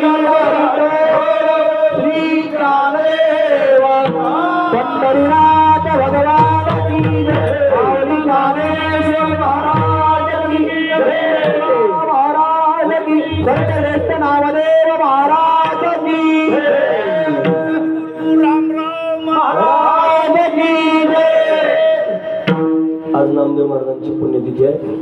बरोबर 12 वाजता आपण फुलांचा वर्षाव केलेला आहे. आता थोडंसं चरित्र ऐकून आपण थांबणार आहोत. म्हणून तुमच्या ध्यानात आहे का कुठपर्यंत आलं ते असं आहे ना, याला विक्षेप म्हणतात. म्हणजे एखादी गाय जर 40 लिटर दूध देत असली ना, तिची धार काढायच्या टायमाला पान व्हायची आणि आता पानवली दूध काढायला बसायचं इतक्यात एखाद्या कार्टनने फटाकडा वाजवायचा. तो वाजला चहा पुरतं सुद्धा देत नाही. माझा घोटाळा होतो ते. म्हणून असू देतात. आता मी काय सांगतो तुमच्या ध्यानात आहे का? काय सांगत होतो मी सांगतो काय सांगत होतो ऐका. गोपींच्या घरी कन्हैया चोरी करण्याकरिता अशा पद्धतीने जाऊ लागला. यशोदा राणीने कन्हैयाला समजून सांगायला सुरुवात केली. कृष्ण तुला मी ताकीद करते, घरी कोणाचे जाऊ नको रे. तरी पण कन्हैया ऐकत नाही. मग कन्हैया विचार करायला लागला, या गोपीदांनी स्वतःच मला घरी ये म्हणतात आणि परत माझं कारण सांगतं, त्यानं काहीतरी आदल घडवली पाहिजे. मग आता आधी चोऱ्या करत होता, आता खोडी करायला लागला. काय काय खोड्या करायला लागला. मग त्यांनी महाराज अनेक खोड्या केल्या. त्यानं कोणाचा पदर तरी ओढावा, कोणाचा माठ तरी फोडावा, कोणाची वेणी तरी ओढावी, अशा अनेक खोड्या करतोय. गोपीची आणि तिच्या नवऱ्याच्या दाढीची त्यांनी अशा पद्धतीने गाठणच मारून टाकली. वेणीची दाढीची गाठण मारली. गाठ कोणाला सुटेना असं त्यांनी मला त्रस्त झाले. कापण्याचा प्रयत्न केला. ते म्हणले हात लावायचा नाही, आपली मर्दाची दाढी म्हणला कापू देणार नाही. मग ते बाईची वेणी कापायला लागली. ते म्हणले मी हात लावू द्यायची, ही माझी सवासणीची वेणी. आता काय करावं, पूर्वीच्या काळात त्यांनी सवासणी वेणीला जपायच्या. आता वेणी कापल्याशिवाय सवासणीच होता येत नाही. हा महत्वाचा विचार. वेणी त्यांनी कापू दे ना, जळायचा प्रयत्न केला, जळे ना. मग काय करायचं, मग भगवंताने ही गाठ मारली, कळालं. मग देवाच्या समोर जायचं. आता जायचं म्हणलं तरी काय सोयीने जाता येईल का मला. मग आता ती वेणीची दाढीची गाठण मारली होती, म्हणून याला पुढं चालवं लागणार. आणि त्या गोपीला पुढं चालवणार, मागून त्यांनी चालणार तिच्या आधी त्याच्यापेक्षा थोडीशी उंच होती. आणि मग ती दाढी त्यांनी अशा पद्धतीने बांधली होती. वेणीची दाढीची गाठण होती. बरं तिनं जागेवर 90चं स्पीड धरलं, लेफ्ट राईट लेफ्ट, लगेच त्यांनी पळायला लागली. अगं हळू चालणार, अगं काय हळूहळू चालते. गवळून गर गर गर गर गिरक्या मारी, गवळी वर वर वर वर दाढी धरी, सगळ्या गावात चक्कर मारून आणली. कन्हैयानं हात लावला की गाठ सुटली. अशा बऱ्याच गाठी बांधतो पण सोडतो पण महाराज तो त्याचा धंदाच आहे. हा महत्वाचा विचार. त्यानं अशा अनेक प्रकारच्या खोड्या करायला सुरुवात केली. सगळ्या खोड्या त्यांनी मला झाल्या. एक गोपी सकाळी सकाळी स्वयंपाक करून तिच्या घरातच घुसला. ते जळकं लाकूड चुलीतलं काढलं, तिच्या घराला लावायला लागला. मला माझ्या घरी त्यांनी गारण घेऊन देऊ पेटून तुझं घर देऊ. अरे घर पेटवायला लागला म्हणले. तसं त्यांनी लाकूड घेतलं, तिच्या तोंडावर धरलं. ते न तोंडावर तुझ्या बापाचे हे घर, तुझ्या बापाचं घर आहे का म्हणलं. म्हणजे हे शरीर पंचमहाभूताचं आहे, आपल्या बापाचं नाही. त्याला त्याच्यातून समजून सांगायचं, हा त्यातला भाव आहे म्हणून. का तिथले भाव पण कळाले पाहिजेत. निवड त्यांनी गोष्टी काय ऐकायच्या, गोष्टी ऐकण्याकरिता ते नाही. असं त्यांनी अनेक प्रकारच्या दारामध्ये रांगोळी काढत होती. आणि ती दाराने सांगायला लागते, आदल्या दिवशी रांगोळी काढून झाली होती. आणि ती रांगोळी काढून झाल्यावर हाती तुझा उभा राहिला. मला काय करते काकी म्हणजे रांगोळी काढते.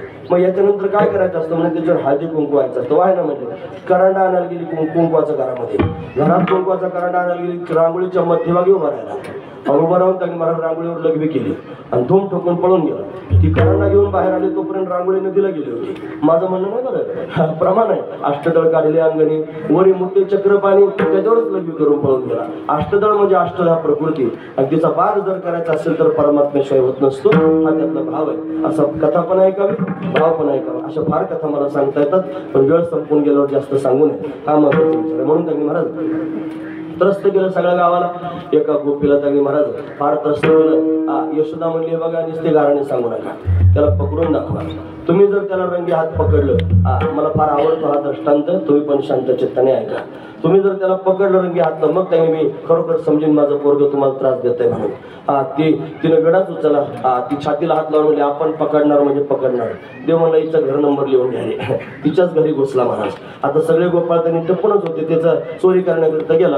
आता ते पाहायचं आधी तपासून कशात कशात लोणी, कुठे त्यांनी दही ठेवलेला आहे. एक मोठा डेरा होता, तो दह्याचा डेरा होता महाराज. आणि तो त्या दह्याचा डेरा त्यांनी चापून पाहतो, इतक्यात गोपी आली. आता आल्यानंतर मी पकडलं जाईल, त्याला वाटलं कुठं लपून बसावं, कुठं लपून बसावं. जागा सापडली नाही. त्याच्या उंची एवढा डेरा होता, त्या डेऱ्यातच उडी मारली, दबे धरून बसला. आता ती नेमकी मंथन करायलाच आली होती. आली ती रवी आणली आणि त्याच डेऱ्यात घातली. हा त्याच्यात बसला होता, वरतून रवी घातली त्याच्या डोक्यावर. आता मंथन करायला त्यांनी सुरुवात केली. दिवसभर मंथन करीत होती. काही केलं, उनवणी शळवणी घाले ते परिते लोणी येईना. काय झाले, टोणे सासूबाई कळेना. काय त्यांनी टोणे झालं म्हणले, लोणी कसं प्रगट होत नाही म्हणून रवी बाजूला काढली आणि त्याच्यात हात घातला डेऱ्यात. हात घातला की याचं जावळच हाताला लागलं मला, केस हाताला लागले. काय हाताला लागतं म्हणून आश्चर्याने त्यांनी पाहिलं, धरले केस, असा उभा केला मला. उभा केला हात दिसला. अरे म्हणे, तू आहेस वय? म्हणलं मीच आहे. तुझ्या फार शहाणपणा करते, रंगी हात पकडा फलन कारण. आता अख्खा रंगला बाहेर रे, आला म्हणत बाहेर. आता काय करायचं, चाल तुझ्या आईच्या समोर घेऊन जाते. त्याचा हात धरला कचकटून आणि हात धरून त्यांनी ओढायला सुरुवात केली. लांब लचक असणारा पदर डोक्यावर घेतला होता, त्याचा हात आपल्या हातात घेतला होता आणि रस्त्याने चालायला लागली होती आणि मोठ्या मोठ्यानं बोलत होती महाराज. सगळ्या गावाला त्यांनी सांगायचं होतं, सगळ्या गावाला पकडताना मॅच हे छाताड बनवणं फार वाईट असते महाराज. हे नरकातच घेऊन जातं डायरेक्ट, दुसरा मार्गच नाही. मी एकटीने पकडला, छाती वाढवायला लागले. नाही म्हणलं असं का तू फार शहाणपणा करतेस काय. हात त्यांनी मला धरला होता आणि ओढायला सुरुवात केली होती. अगं काकी माझा हात त्यांनी अवघडला, काचायला लागला हाताला. म्हणले हात तरी बदल थोडासा, तिची गंमत करायची होती ना म्हणून त्यांनी हात बदलाय करता स्वतःचा हात काढून घेतला आणि तिच्या पोराचाच हात त्याच्या हातात घालून तो होतं पेन द्या. आता तो त्यांनी मला ती वडा लागली फार चांग म्हणे तुझ्या आईकडे ते फार शानपणा करते नाव करते. तू म्हणे जागा आहे मी आहे, आई करू नको शानपणा. ती पोरग म्हणायचं मी आहे. हात सोडून घेतला स्वतःचा, यमुनेच्या पात्रात जाऊन उडी मारली, चांगलं स्नान केलं, घरी जाऊन कपडे बदलले आणि यशोदेच्या समोर ती पोहोचायच्या हजर. मैया मैया मला कडेवर घे. ती स्वयंपाक करत होती म्हणे मी स्वयंपाक करते, मला बाकीचं माहित नाही, आताच्या आता कडेवर घे. म्हणे का कडेवर घ्यायचं ते सांग. म्हणे गिऱ्हाईक यायला लागले. सांगून टाकलं, घेतलं कडेवर का नाही याला. कडेवर घेतल्यानंतर ती स्वयंपाक करत होती, ती कडेवर घेऊन इतक्या ती आली बाहेर. ते पोराला स्वतःच्या फरक पडला, येसोदे बाहेर बाहेर म्हणलं की त्यांनी ती आली बाहेर. आल्यानंतर म्हणजे काय काम आहे, काय काम आहे म्हणल्यावर हिनं जरा वर डोकून पाहिलं. वर पाहिलं तर कन्हैया तिच्या कडेवर होता. ती म्हणली माझं जे काम आहे ते तिच्या कडेवर आहे, माझ्या हातात कोण आहे तिचं कोण. अरे पेंद्या तू कधी आला तर मला पहिल्यापासून मीच आहे. आगाय आगाय म्हणतो तू माझं ऐकच ना काही केला. मग यशोदा म्हणली मला घरात फार कामं पडली, सांग तुझं काय काम आहे. तिला पोराचा हात सोडा, हात वर केले. म्हणली काय नाही सहज आलते फिरायला, काय फिरायला गेले. अशा अनेक प्रकारच्या खोड्या कन्हैया करतोय. अशा फार मला सांगता येतात महाराज, वेळ संपल्यावर सांगून येत असते थांबवा आता. म्हणून एवढ्या त्यांनी खोड्या करतो तो घरी राहण्याच्या योग्यतेच राहिले. उद्या जाई म्हणा सगळे घेऊन गोधना गोमातेला घेऊन राहण्यात जा. म्हणून सगळ्या गोपाळांना गोमातेला घेऊन कन्हैया वनाच्या दिशेने जाऊ लागला. अरे तुम्ही सारे गोपाळ गाई घेऊन राहण्यात या. सर्वजण राहण्याला गेले. गाई गोपाळ सवंगडे वनात त्यांनी गेलेले आहेत. अनेक प्रकारचे खेळ खेळलेले आहेत. विटी दांडू चेंडू लगोरी नाना परी अनेक प्रकारचे खेळ खेळून उड्या मारून त्यांनी झालं. फार भूक लागली तेव्हा काहीतरी खायला दे. तिथं जाऊन पण खोड्या बंद केल्या नाहीत म्हणा. गोपिका त्यांनी अशा पद्धतीनं बाजाराला जायला लागल्या की त्याला तिथं अडवायचं म्हणाले. मग त्या गोपीने विनवणी करायची, नाकाबंदी करायची, त्यानं माठ फोडायचं. तिथं सुद्धा त्यांनी महाराज खायचं. त्यांनी म्हणायचं जाऊ दे रे मला, जाऊ दे रे मला, मथुरेला आनंद लाला रे गोपाला, आनंद लाला रे गोपाला, उशीर झाला बाजाराला. असं लांबच त्यांनी महाराज एवढं नाही. गोपी त्यांनी महाराज त्रस्त होत होत्या. अशा पद्धतीनं देव त्यांनी गोपाळांवर खेळतोय, खेळून दमलेला. खायला दे म्हणलं की खडकावर जाऊन उभा राहिला. सगळ्यांच्या शिदर एकत्र केला, पानांचं द्रोण तयार केलं, त्याच्यात काला तयार करून घेतला आणि सगळ्या गोपाळांना खाऊ घालू लागला. कमलाकार सर्व गोपाळांना बसवलेला आहे. स्वतःच्या हाताने सर्वांना खाऊ घालतो. भागवतकार त्याचं वर्णन करून सांगतात. अरे आवे व्रतवेनम जठरपटय शृंगवेत्रेच कक्षी वावे पालो मश्रुडकोलम तत्फलानि मुनिषु तिष्ठन्मध्ये सपरि सुरधो हासे नर्म विस्वै स्वर्गे लोके मिषति भुजे भगवान केले